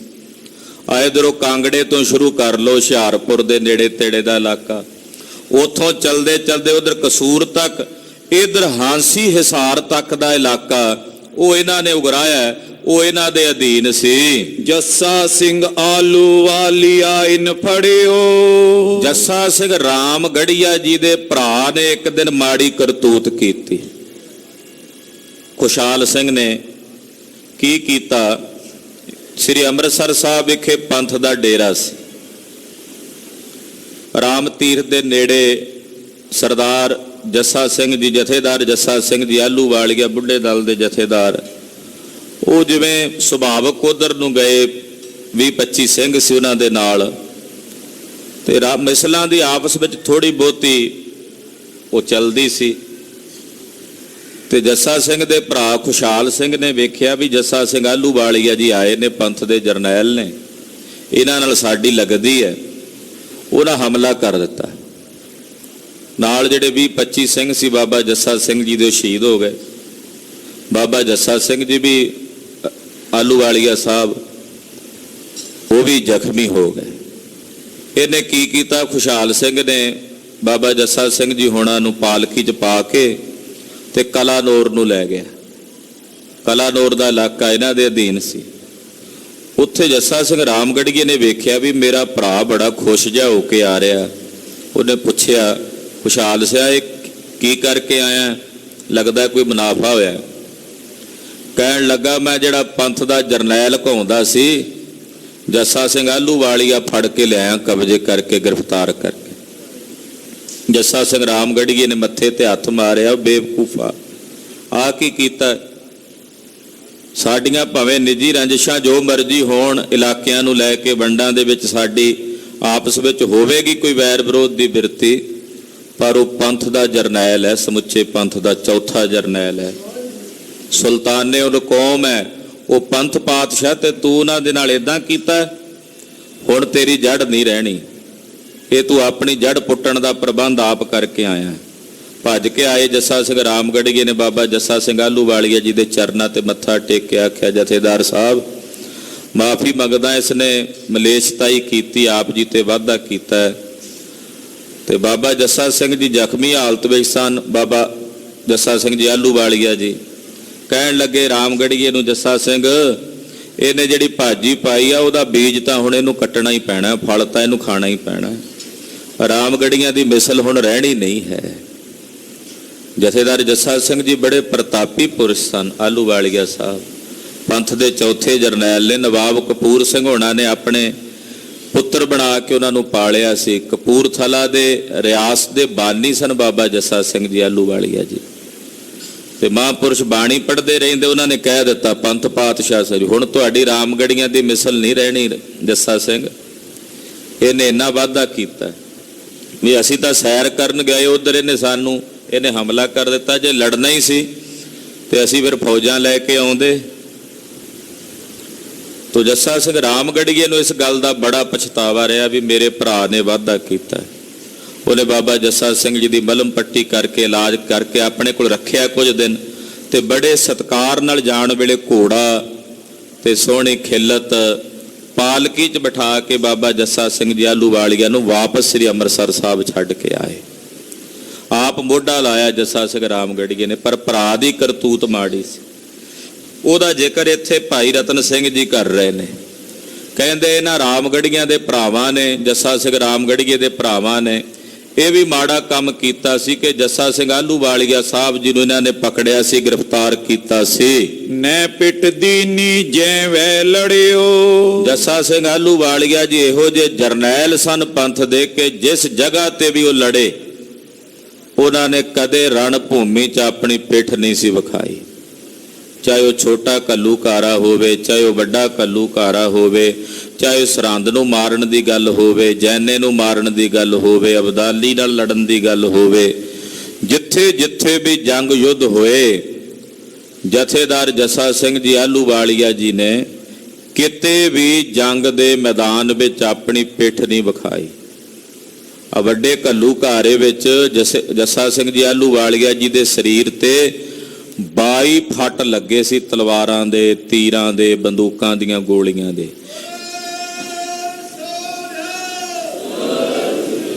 ਇਹੋ ਜਿਹੇ ਪੰਥ ਪਾਤਸ਼ਾਹ ਤੇ ਪੰਥ ਦੇ ਮਹਾਨ ਜਰਨੈਲ ਸਨ। ਯਹੀ ਗਜ਼ਬ ਥੋ ਉਨ ਪਰ ਪਰਿਓ। ਕਹਿੰਦੇ ਬਸ ਇਹੀ ਗਜਬ ਪੈ ਗਿਆ ਰਾਮਗੜੀਆਂ ਨੂੰ, ਮੰਨ ਲਓ ਇਹੀ ਸਰਾਪ ਲੈ ਕੇ ਬਹਿ ਗਿਆ ਜਿਹੜਾ ਆਹ ਕੰਮ ਉਹਨਾਂ ਨੇ ਕੀਤਾ ਨਾ, ਇਹਨਾਂ ਨੂੰ ਗ੍ਰਿਫਤਾਰ ਕਰਕੇ ਨਾਲ ਦੇ ਸਿੰਘਾਂ ਨੂੰ ਸ਼ਹੀਦ ਕੀਤਾ। ਕਹਿੰਦੇ ਇਹੀ ਗਜਬ ਰਾਮਗੜੀਆਂ ਦੇ ਉੱਤੇ ਪੈ ਗਿਆ। ਉਨਕੋ ਪੁਰਸ਼ ਨ ਢੂੰਡਤ ਲੱਭਿਓ। ਭਾਈ ਰਤਨ ਸਿੰਘ ਜੀ ਕਹਿੰਦੇ ਹੁਣ ਰਾਮਗੜੀਆਂ ਦੀ ਮਿਸਲ ਸਮਾਪਤੀ ਹੋ ਗਈ। ਕਹਿੰਦੇ ਹੁਣ ਉਹਨਾਂ ਵਿੱਚੋਂ ਰਾਮਗੜੀਆਂ 'ਚੋਂ ਕੋਈ ਨਹੀਂ ਲੱਭਦਾ। ਜਦੋਂ ਇਹ ਕਥਾ ਭਾਈ ਰਤਨ ਸਿੰਘ ਜੀ ਨੇ ਲਿਖੀ ਹੈ, ਆਹਲੂਵਾਲੀਆਂ ਦੀ ਮਿਸਲ ਤਾਂ ਮਿਲਦੀ ਹੈ, ਸ਼ੁਕਰ ਚੱਕੀਆਂ ਦਾ ਰਾਜ ਸੀ ਮਹਾਰਾਜਾ ਰਣਜੀਤ ਸਿੰਘ ਹੋਣਾ ਦਾ, ਪਰ ਰਾਮਗੜੀਆਂ ਦੀ ਮਿਸਲ ਸਮਾਪਤ ਹੋ ਗਈ। ਇਹ ਗਜਬ ਉਹਨਾਂ ਦੇ ਉੱਤੇ ਪਿਆ। ਤਿਨ ਕੀ ਬਾਤ ਸਭੋ ਜੋ ਕਹੀਏ। ਕਹਿੰਦੇ ਜੇ ਉਹਨਾਂ ਦੀ ਸਾਰੀ ਗੱਲ ਇੱਥੇ ਕਹੀਏ ਲਿਖੀਏ, ਗ੍ਰੰਥ ਬਦਨ ਤੇ ਅਤ ਡਰ ਪਈਏ। ਕਹਿੰਦੇ ਇਤਿਹਾਸ ਹੋਰ ਜ਼ਿਆਦਾ ਲੰਮੇਰਾ ਹੋ ਜਾਵੇਗਾ। ਦੋਹਰਾ ਬੇਗਮ ਹੋਤੀ ਸ਼ਾਹ ਕੀ ਸੋ ਤਿਨ ਹੋਤ ਦੀਵਾਨ। ਕਹਿੰਦੇ ਹੁਣ ਕਸੂਰ ਦੀ ਜਿਹੜੀ ਘਟਨਾ ਇੱਕ ਹੋਰ ਰਾਮਗੜੀਆਂ ਦੇ ਵੇਲੇ ਘਟੀ। ਇੱਕ ਤਾਂ ਇਹ ਪਾਪ ਹੋਇਆ ਇਹਨਾਂ ਕੋਲੋਂ, ਇੱਕ ਹੋਰ ਪਾਪ ਇਹਨਾਂ ਨੇ ਕੀਤਾ ਜੱਸਾ ਸਿੰਘ ਰਾਮਗੜੀਏ ਦੇ ਭਰਾ ਨੇ, ਮਾਲੀ ਸਿੰਘ ਨੇ, ਖੁਸ਼ਹਾਲ ਸਿੰਘ ਨੇ ਵੀ ਕੀਤਾ। ਉਹਨਾਂ ਨੇ ਤਾਂ ਜੱਸਾ ਸਿੰਘ ਆਹਲੂਵਾਲੀਆ ਜੀ ਨੂੰ ਗ੍ਰਿਫਤਾਰ ਕੀਤਾ ਸੀ, ਤੇ ਜਿਹੜਾ ਮਾਲੀ ਸਿੰਘ ਸੀ ਉਹਨੇ ਕਸੂਰ ਜਦੋਂ ਹਮਲਾ ਕੀਤਾ ਖਾਲਸੇ ਨੇ, ਉੱਥੇ ਉਹਨੇ ਵੀ ਇੱਕ ਉਹਦੇ ਕੋਲੋਂ ਵੀ ਮਾੜਾ ਕਰਮ ਹੋਇਆ। ਕਹਿੰਦੇ ਹੁਣ ਉਹ ਵੀ ਸੁਣਾਉਂਦੇ ਆ ਤੁਹਾਨੂੰ। ਕਹਿੰਦੇ ਬੇਗਮ ਸੀ ਇੱਕ ਲਾਹੌਰ ਦੀ, ਤੇ ਉਹਦਾ ਇੱਕ ਦੀਵਾਨ ਸੀ। ਦਿਲੇ ਰਾਮ ਤਿਸ ਨਾਮ ਥੋ ਵਿੱਚ ਲਾਹੌਰ ਵੱਡ ਥਾਮ। ਉਸ ਦੀਵਾਨ ਦਾ ਨਾਮ ਸੀ ਦਿਲੇ ਰਾਮ। ਲਾਹੌਰ ਦੇ ਵਿੱਚ ਇਹਦਾ ਬੜਾ ਵੱਡਾ ਰੁਤਬਾ ਸੀ, ਬੜਾ ਵੱਡਾ ਮਾਣ ਸਤਕਾਰ ਸੀ ਇਹਦਾ। ਚੌਪਈ ਉਸ ਥੀ ਬਹੁਤੀ ਦਰਬ ਕਮਾਈ। ਇਹਦੇ ਕੋਲ ਬਹੁਤ ਸਾਰੇ ਪੈਸੇ ਦੀ ਆਮਦਨ ਸੀ। ਜਿਹੜੀ ਲਾਹੌਰ ਦੀ ਬੇਗਮ ਸੀ, ਉਹ ਬੇਗਮ ਦਾ ਬਹੁਤ ਸਾਰਾ ਖਜ਼ਾਨਾ ਉਹ ਦਿਲੇ ਰਾਮ ਦੇ ਕੋਲ ਸੀ। ਇੱਕ ਥਾਂ ਰੋਕੜ ਕਰੋੜ ਦਬਾਈ। ਤਕਰੀਬਨ 1 ਕਰੋੜ ਰੁਪਈਆ ਉਹਨਾਂ ਦਿਨਾਂ ਵਿੱਚ ਨਗਦੀ ਸੀ ਇਹਦੀ ਹਵੇਲੀ 'ਚ, ਜਿਹੜਾ ਇਹਨੇ ਦੱਬਿਆ ਹੋਇਆ ਸੀ ਕਸੂਰ ਵਿੱਚ ਦਿਲੇ ਰਾਮ ਨੇ। ਜਿਹੜੀ ਇਹਦੀ ਗੜੀ ਸੀ ਨਾ ਦਿਲੇ ਰਾਮ ਦੀ, ਉਹਨਾਂ ਵੇਲਿਆਂ ਵਿੱਚ 1 ਕਰੋੜ ਰੁਪਈਆ ਰੋਕੜ ਕਹਿੰਦੇ ਨੇ ਨਗਦ ਨੂੰ। 1 ਕਰੋੜ ਤਾਂ ਨਗਦੀ ਜਿਹੜਾ ਸੀ ਉਹ ਇਹਨੇ ਆਪਣੇ ਕੋਲ ਰੱਖਿਆ ਹੋਇਆ ਸੀ। ਔਰ ਉੱਪਰ ਤੀ ਗਿਣਤ ਨਕਾਈ। ਉਹਦੇ ਤੋਂ ਉੱਤੇ ਹੋਰ ਕਿੰਨਾ ਕੁਝ ਸੀ ਇਹਦੇ ਕੋਲ, ਉਹਦੀ ਤਾਂ ਗਿਣਤੀ ਨਹੀਂ ਕੀਤੀ ਜਾ ਸਕਦੀ। ਬਹੁਤ ਲਖਨ ਕੇ ਗਹਿਣੇ ਥਾਈ। ਕਈ ਲੱਖਾਂ ਤੇ ਕਰੋੜਾਂ ਦੇ ਤਾਂ ਗਹਿਣੇ ਹੀ ਸੀ ਇਹਦੇ ਕੋਲ ਇੱਕ ਜਗ੍ਹਾ ਤੇ ਰੱਖੇ ਹੋਏ। ਹਜ਼ਾਰ ਸੈਂਕੜਨ ਕੀ ਗਿਣਤ ਨਕਾਈ। ਕਹਿੰਦੇ ਉਹਨਾਂ ਗਹਿਣਿਆਂ ਦੀ, ਉਹ ਹਜ਼ਾਰਾਂ ਤੇ ਲੱਖਾਂ ਦੀ, ਉਹਨਾਂ ਦੀ ਗਿਣਤੀ ਨਹੀਂ ਹੁੰਦੀ ਕਿੰਨੇ ਕ ਗਹਿਣੇ ਸੀ। ਸੁਨੋ ਸੋ ਉਨਸੋ ਕੈਸ ਬਿਹਾਈ। ਦਿਲੇ ਰਾਮ ਤਾਂ ਮਰ ਗਿਆ ਸੀ। ਦਿਲੇ ਰਾਮ ਦੀ ਜਿੰਨੀ ਇਹ ਸੰਪਦਾ ਸੀ, ਉਹਦਾ ਅੱਗੇ ਲੜਕਾ ਸੀ, ਉਹਦਾ ਨਾਂ ਸੀ ਹਿਰਦੇ ਰਾਮ। ਹੁਣ ਪੁੱਤ ਸੁਭਾਵਕ ਸੀ, ਪੁੱਤਰ ਕੋਲ ਸਾਰੀ ਜਾਇਦਾਦ ਆਉਣੀ ਸੀ। ਉਹ ਸਾਰੀ ਜਾਇਦਾਦ, ਜਦੋਂ ਪੰਥ ਨੇ ਕਸੂਰ ਤੇ ਹਮਲਾ ਕੀਤਾ ਹੈ, ਦਿਲੇ ਰਾਮ ਦੀ ਜਿਹੜੀ ਬੜੀ ਵੱਡੀ ਹਵੇਲੀ ਸੀ, ਉਸ ਹਵੇਲੀ ਵਿੱਚ ਇੰਨਾ ਸੰਪਦਾ ਵਿਭੂਤੀ, ਉਹਦਾ ਮਾਲਕ ਇਹਦਾ ਲੜਕਾ ਹਿਰਦੇ ਰਾਮ ਸੀ। ਕਾਬਲ ਤੇ ਸ਼ਾਹ ਅਹਿਮਦ ਆਵੇ। ਇਹਦੇ ਕੋਲ ਇੰਨਾ ਪੈਸਾ ਕਿਵੇਂ ਆਇਆ, ਜੇ ਕੋਈ ਸਵਾਲ ਕਰੇ? ਕਹਿੰਦੇ ਉਹਦਾ ਕਾਰਨ ਇਹ ਸੀ ਕਿ ਜਦੋਂ ਕਾਬਲ ਤੋਂ ਅਹਿਮਦ ਸ਼ਾਹ ਅਬਦਾਲੀ ਹਮਲਾ ਕਰਦਾ ਸੀ ਲਾਹੌਰ ਤੇ, ਦਿੱਲੀ ਪਤੀ ਤਿਸ ਮੋੜਿਓ ਚਾਵੇ। ਦਿੱਲੀ ਦਾ ਬਾਦਸ਼ਾਹ ਵੀ ਉਹਨੂੰ ਮੋੜਨਾ ਚਾਹੁੰਦਾ ਸੀ ਅਬਦਾਲੀ ਨੂੰ। ਕਈ ਬਾਰਿਮ ਪਇਓ ਹਕਾਮ। ਏਦਾਂ ਕਈ ਵਾਰੀ ਹੁਕਮ ਹੋਇਆ। ਲਾਹੌਰ ਸਰਹੰਦ ਕੀਓ ਦੰਗੇ ਮੁਕਾਮ। ਕਹਿੰਦੇ ਕਈ ਵਾਰੀ ਏਦਾਂ ਕਹਿੰਦੇ ਹੰਗਾਮਾ ਹੋਇਆ, ਕਦੇ ਲਾਹੌਰ 'ਚ, ਕਦੇ ਸਰਹੰਦ ਵਿੱਚ, ਕਦੇ ਜਲੰਧਰ ਵਿੱਚ। ਏਦਾਂ ਕਹਿੰਦੇ ਇਹ ਲੜਾਈਆਂ ਦੰਗੇ ਹੁੰਦੇ ਰਹੇ ਅਬਦਾਲੀ ਦੇ ਆਉਣ ਤੇ। ਤੁਰਕਨ ਕੀਓ ਤੈ ਸਿੰਘਨ ਬੁਰਾ। ਤੁਰਕਾਂ ਨੇ ਸਿੰਘਾਂ ਦੇ ਨਾਲ ਵੀ ਬੜੇ ਵੈਰ ਕਮਾਏ, ਸਿੰਘਾਂ ਦਾ ਵੀ ਬੜਾ ਨੁਕਸਾਨ ਕੀਤਾ। ਸੋ ਬੁਰਾ ਸਿਰ ਸ਼ਹਿਰਨ ਪਰਾ। ਜਿਹੜੇ ਸ਼ਹਿਰ ਸੀ ਵੱਡੇ ਵੱਡੇ, ਚਾਹੇ ਉਹ ਲਾਹੌਰ ਹੈ, ਸਰਹੰਦ ਹੈ, ਜਲੰਧਰ ਹੈ, ਇਹਨਾਂ ਦੇ ਉੱਤੇ ਵੀ ਬੜਾ ਅਸਰ ਪੈਂਦਾ ਸੀ। ਸ਼ਹਿਰ ਦੇ ਉੱਤੇ, ਹੁਣ ਸ਼ਹਿਰੀਆਂ ਦੇ ਉੱਤੇ ਵੀ, ਜਿਹੜੀ ਆਮ ਪਬਲਿਕ ਉੱਥੇ ਰਹਿੰਦੀ ਸੀ, ਉਹਨਾਂ ਉੱਤੇ ਵੀ ਬੜਾ ਗਜਬ ਪੈਂਦਾ ਸੀ, ਉਹਨਾਂ ਤੇ ਵੀ ਅਸਰ ਪੈਂਦਾ ਸੀ ਇਹਨਾਂ ਦੀ ਲੜਾਈ ਨਾਲ। ਦੋਹਰਾ ਦੱਖਣ ਤੈ ਮਰਹੱਟੇ ਆਏ। ਉਧਰੋਂ ਦੱਖਣ ਤੋਂ ਮਰਹੱਟੇ ਆ ਜਾਂਦੇ ਸਨ ਹਮਲਾ ਕਰਨ। ਕਰਨ ਸ਼ਾਹ ਸੋ ਜੰਗ। ਉਹ ਅਬਦਾਲੀ ਨਾਲ ਆ ਕੇ ਇਧਰ ਜੰਗ ਕਰਦੇ ਸਨ। ਪਰਦੇਸੀ ਮਿਤ ਦਰਬ ਕੇ ਭਏ ਲਾਹੌਰੀਏ ਤੰਗ। ਹੁਣ ਉਧਰੋਂ ਮਰਹੱਟੇ ਆਉਂਦੇ, ਉਹ ਲਾਹੌਰ ਲੁੱਟਦੇ, ਸਿੰਘ ਜਾਂਦੇ, ਸਿੰਘ ਜਾ ਕੇ ਸ਼ੇਰ ਪੰਜਾ ਮਾਰ ਆਉਂਦੇ। ਅਬਦਾਲੀ ਆਉਂਦਾ, ਅਬਦਾਲੀ ਆ ਕੇ ਲੁੱਟ ਲੈਂਦਾ। ਲਾਹੌਰੀਏ ਦੁਖੀ ਹੋ ਗਏ ਵੀ ਸਾਡੇ ਤਾਂ ਰੋਜ਼ ਹੀ ਕੋਈ ਨਾ ਕੋਈ ਆਇਆ ਰਹਿੰਦਾ। ਤੋ ਸ਼ਹਿਰ ਦੇ ਜਿਹੜੇ ਲੋਕ ਸੀ, ਉਹਨਾਂ ਕੋਲ ਜਿਹੜਾ ਪੈਸਾ ਸੀ, ਇਹਨਾਂ ਨੇ ਕਸੂਰ ਕੱਢਣਾ ਸ਼ੁਰੂ ਕਰ ਦਿੱਤਾ ਵੀ ਇੱਥੋਂ ਪੈਸਾ ਕੱਢ ਕੇ ਕਸੂਰ ਚਲੇ ਜਾਈਏ। ਦਿਲੇ ਰਾਮ ਦੇ ਕੋਲ ਜਿਹੜੀ ਬੇਗਮ ਸੀ ਲਾਹੌਰ ਦੀ, ਉਹਨੇ ਜਿੰਨਾ ਉਹਦਾ ਖਜ਼ਾਨਾ ਸੀ ਕਰੋੜਾਂ ਰੁਪਈਆਂ ਦਾ, ਗਹਿਣੇ ਆਦਿਕ, ਦਿਲੇ ਰਾਮ ਦੀ ਆਪਣੀ ਬੜੀ ਜਾਇਦਾਦ ਸੀ, ਉਹਨੇ ਉਹ ਸਾਰਾ ਕੁਝ ਸਮੇਟ ਕੇ ਤੇ ਕਸੂਰ ਜਿਹੜਾ ਸੀ ਸ਼ਿਫਟ ਕਰ ਲਿਆ ਸਭ ਕੁਝ। ਹਾਂਜੀ। ਚੋਪਈ ਮਰਹੱਟੇ ਤਲਬ ਨਿਬਾਬੋਂ ਲਹੇ। ਜਿਹੜੇ ਮਰਹੱਟੇ ਸੀ ਉਹ ਵੀ ਲਾਹੌਰ ਦੇ ਨਵਾਬ ਕੋਲੋਂ ਆ ਕੇ ਤਲਬ ਲੈਂਦੇ ਹਨ। ਨਿਬਾਬ ਕਹੇ ਲੈ ਲਾਹੌਰੋਂ ਦੇ। ਤੇ ਨਵਾਬ ਅੱਗੋਂ ਕਹਿੰਦਾ ਸੀ ਮੈਂ ਲਾਹੌਰ ਤੋਂ ਲੈ ਕੇ ਦਿੰਦਾ ਹਾਂ। ਇਸ ਡਰ ਲਾਹੌਰੋਂ ਟਕਾ ਨਿਕਾਰਾ। ਇਸ ਡਰ ਕਰਕੇ ਲਾਹੌਰ ਦੇ ਨਵਾਬ ਨੇ ਜਿੰਨੇ ਇੱਥੇ ਪੈਸੇ ਸੀ, ਟਕਾ ਸੀ, ਉਹ ਸਾਰਾ ਟਕਾ ਇੱਥੋਂ ਕੱਢ ਦਿੱਤਾ। ਸ਼ਾਹਨ ਕਸੂਰ ਮੈਂ ਬਹੁਤੋ ਦਾਰਾ। ਵੱਡੇ ਵੱਡੇ ਜਿਹੜੇ ਸ਼ਾਹੂਕਾਰ ਸੀ ਲਾਹੌਰ ਦੇ, ਉਹਨਾਂ ਆਪਣਾ ਸਾਰਾ ਸੰਪਦਾ, ਵਿਭੂਤੀ, ਪੈਸਾ, ਟਕਾ ਜੋ ਵੀ ਸੀ, ਉਹਨਾਂ ਨੇ ਕਸੂਰ ਭੇਜ ਦਿੱਤਾ। ਉੱਥੇ ਆਪਣੀਆਂ ਹਵੇਲੀਆਂ ਬਣਾ ਲਈਆਂ, ਰਿਹਾਇਸ਼ ਬਣਾ ਲਈ, ਔਰ ਜਿੰਨਾ ਉਹਨਾਂ ਦੇ ਕੋਲ ਧਨ ਸੰਪਦਾ ਸੀ ਉਹ ਸਾਰਾ ਕਸੂਰ ਦੇ ਵਿੱਚ ਭੇਜ ਦਿੱਤਾ। ਦਿਲੇ ਰਾਮ ਕੇ ਪੁੱਤ ਥੇ ਜੋਏ। ਜਿਹੜਾ ਦਿਲੇ ਰਾਮ ਤਾਂ ਮਰ ਗਿਆ ਸੀ, ਉਹਦੇ ਜਿਹੜੇ ਅੱਗੇ ਪੁੱਤਰ ਹਨ, ਤਿੰਨ ਪੀ ਟਕਾ ਕਸੂਰ ਦੇ ਢੋਏ। ਉਹਨਾਂ ਨੇ ਵੀ ਜਿੰਨੇ ਟਕੇ ਸੀ, ਜਿੰਨਾ ਪੈਸਾ ਸੀ, ਜਿੰਨਾ ਆਪਣੇ ਪਿਓ ਦਾ ਖਜ਼ਾਨਾ ਸੀ, ਬੇਗਮ ਦਾ ਵੀ ਸੀ, ਉਹ ਸਾਰਾ ਕੁਝ ਉਹਨਾਂ ਨੇ ਕਸੂਰ ਢੋ ਲਿਆ। ਖੱਚਰਾਂ ਲੱਦ ਕੇ, ਹਾਥੀਆਂ ਤੇ ਲੱਦ ਕੇ, ਗੱਡਿਆਂ ਤੇ ਲੱਦ ਕੇ ਸਾਰਾ ਕੁਝ ਕਸੂਰ ਲੈ ਗਏ ਸਨ। ਕੋਟ ਟਕਾ ਉਹਾਂ ਪੁੱਜਿਓ ਨਾ ਪੂਰਨ। ਕਹਿੰਦੇ ਤਕਰੀਬਨ ਕਰੋੜ ਤੋਂ ਥੋੜੇ ਜੇ ਘੱਟ, ਲੱਖ ਕਰੋੜ ਰੁਪਏ ਤੋਂ ਥੋੜੇ ਜੇ ਘੱਟ ਸਨ ਜੋ ਕੈਸ਼ ਗਿਆ, ਨਗਦ ਗਿਆ। 5 ਲੱਖ ਤੈਥੇ ਗਏ ਊਰਨ। ਕਿੰਨਾ ਕੁ ਘੱਟ ਸੀ? ਕਹਿੰਦੇ ਤਕਰੀਬਨ 5 ਲੱਖ। ਕਰੋੜ ਵਿੱਚੋਂ 5 ਲੱਖ ਘੱਟ, 95 ਲੱਖ ਰੁਪਈਆ ਕਹਿੰਦੇ ਨਗਦ ਹੀ ਸੀ ਜਿਹੜਾ ਦਿਲੇ ਰਾਮ ਦੇ ਕੋਲ ਪੈਸਾ ਸੀ ਰੁਪਈਆਂ ਦਾ, ਉਹ ਲੈ ਕੇ ਗਏ ਦੇ ਲੜਕੇ ਕਸੂਰ। ਗਹਿਣੋ ਕਈ ਲੱਖ ਕੋ ਗਇਓ। ਕਈ ਲੱਖਾਂ ਰੁਪਈਆਂ ਦੇ ਤਾਂ ਗਹਿਣੇ ਹੀ ਸਨ, ਬੜੇ ਬੜੇ ਕੀਮਤੀ। ਥੋ ਅਣਗਿਣਤ ਨਾ ਲਿਖਣੋ ਆਇਓ। ਕਹਿੰਦੇ ਉਹ ਲਿਖ ਹੀ ਨਹੀਂ ਸਕਦੇ ਵੀ ਕਿੰਨੇ ਕੁ ਸੀ, ਉਹ ਤਾਂ ਗਿਣੇ ਹੀ ਨਹੀਂ ਜਾ ਸਕਦੇ। ਕਬੀਲੇ ਪੀ ਉਹਾਂ ਦੇ ਕਲਾਏ। ਆਪਣੇ ਜਿਹੜੇ ਕਬੀਲੇ ਸੀ, ਟੱਬਰ ਸੀ, ਪਰਿਵਾਰ, ਉਹ ਵੀ ਕਸੂਰ ਭੇਜ ਦਿੱਤੇ। ਕਸੂਰ ਆਕੀ ਲਖ ਤੈ ਬਾਈ ਜਾਏ। ਔਰ ਕਸੂਰ ਨੂੰ ਆਕੀ ਜਾਣ ਕੇ ਆਪ ਵੀ ਉੱਥੇ ਬਹਿ ਗਏ। ਪੈਸਾ ਜਿੰਨਾ ਸਰਕਾਰ ਦਾ ਸੀ, ਬੇਗਮ ਵੀ ਮਰ ਗਈ, ਲਾਹੌਰ ਦਾ ਨਵਾਬ ਵੀ ਮਰ ਗਿਆ, ਤੇ ਪੈਸਾ ਦਿਲੇ ਰਾਮ ਦੇ ਪੁੱਤਰਾਂ ਦੇ ਕਾਬੂ ਆ ਗਿਆ। ਉਹ ਜਿਵੇਂ ਕਹਿੰਦੇ ਆ ਵੀ ਇਹ ਵੀ ਲੁੱਟ ਕੇ ਹੀ ਲਿਆਏ ਸੀ, ਇੱਕ ਪ੍ਰਕਾਰ ਦਾ ਹੱਕ ਨਹੀਂ ਸੀ, ਪਰ ਇਹਨਾਂ ਕੋਲ ਵੀ ਨਹੀਂ ਸੀ ਰਹਿਣਾ। ਚੋਰਾਂ ਨੂੰ ਮੋਰ ਪੈ ਗਏ ਵਾਲੀ ਗੱਲ ਹੁੰਦੀ ਹੈ। ਉਹ ਗੱਲ ਹੋਈ ਇਹਨਾਂ ਨਾਲ।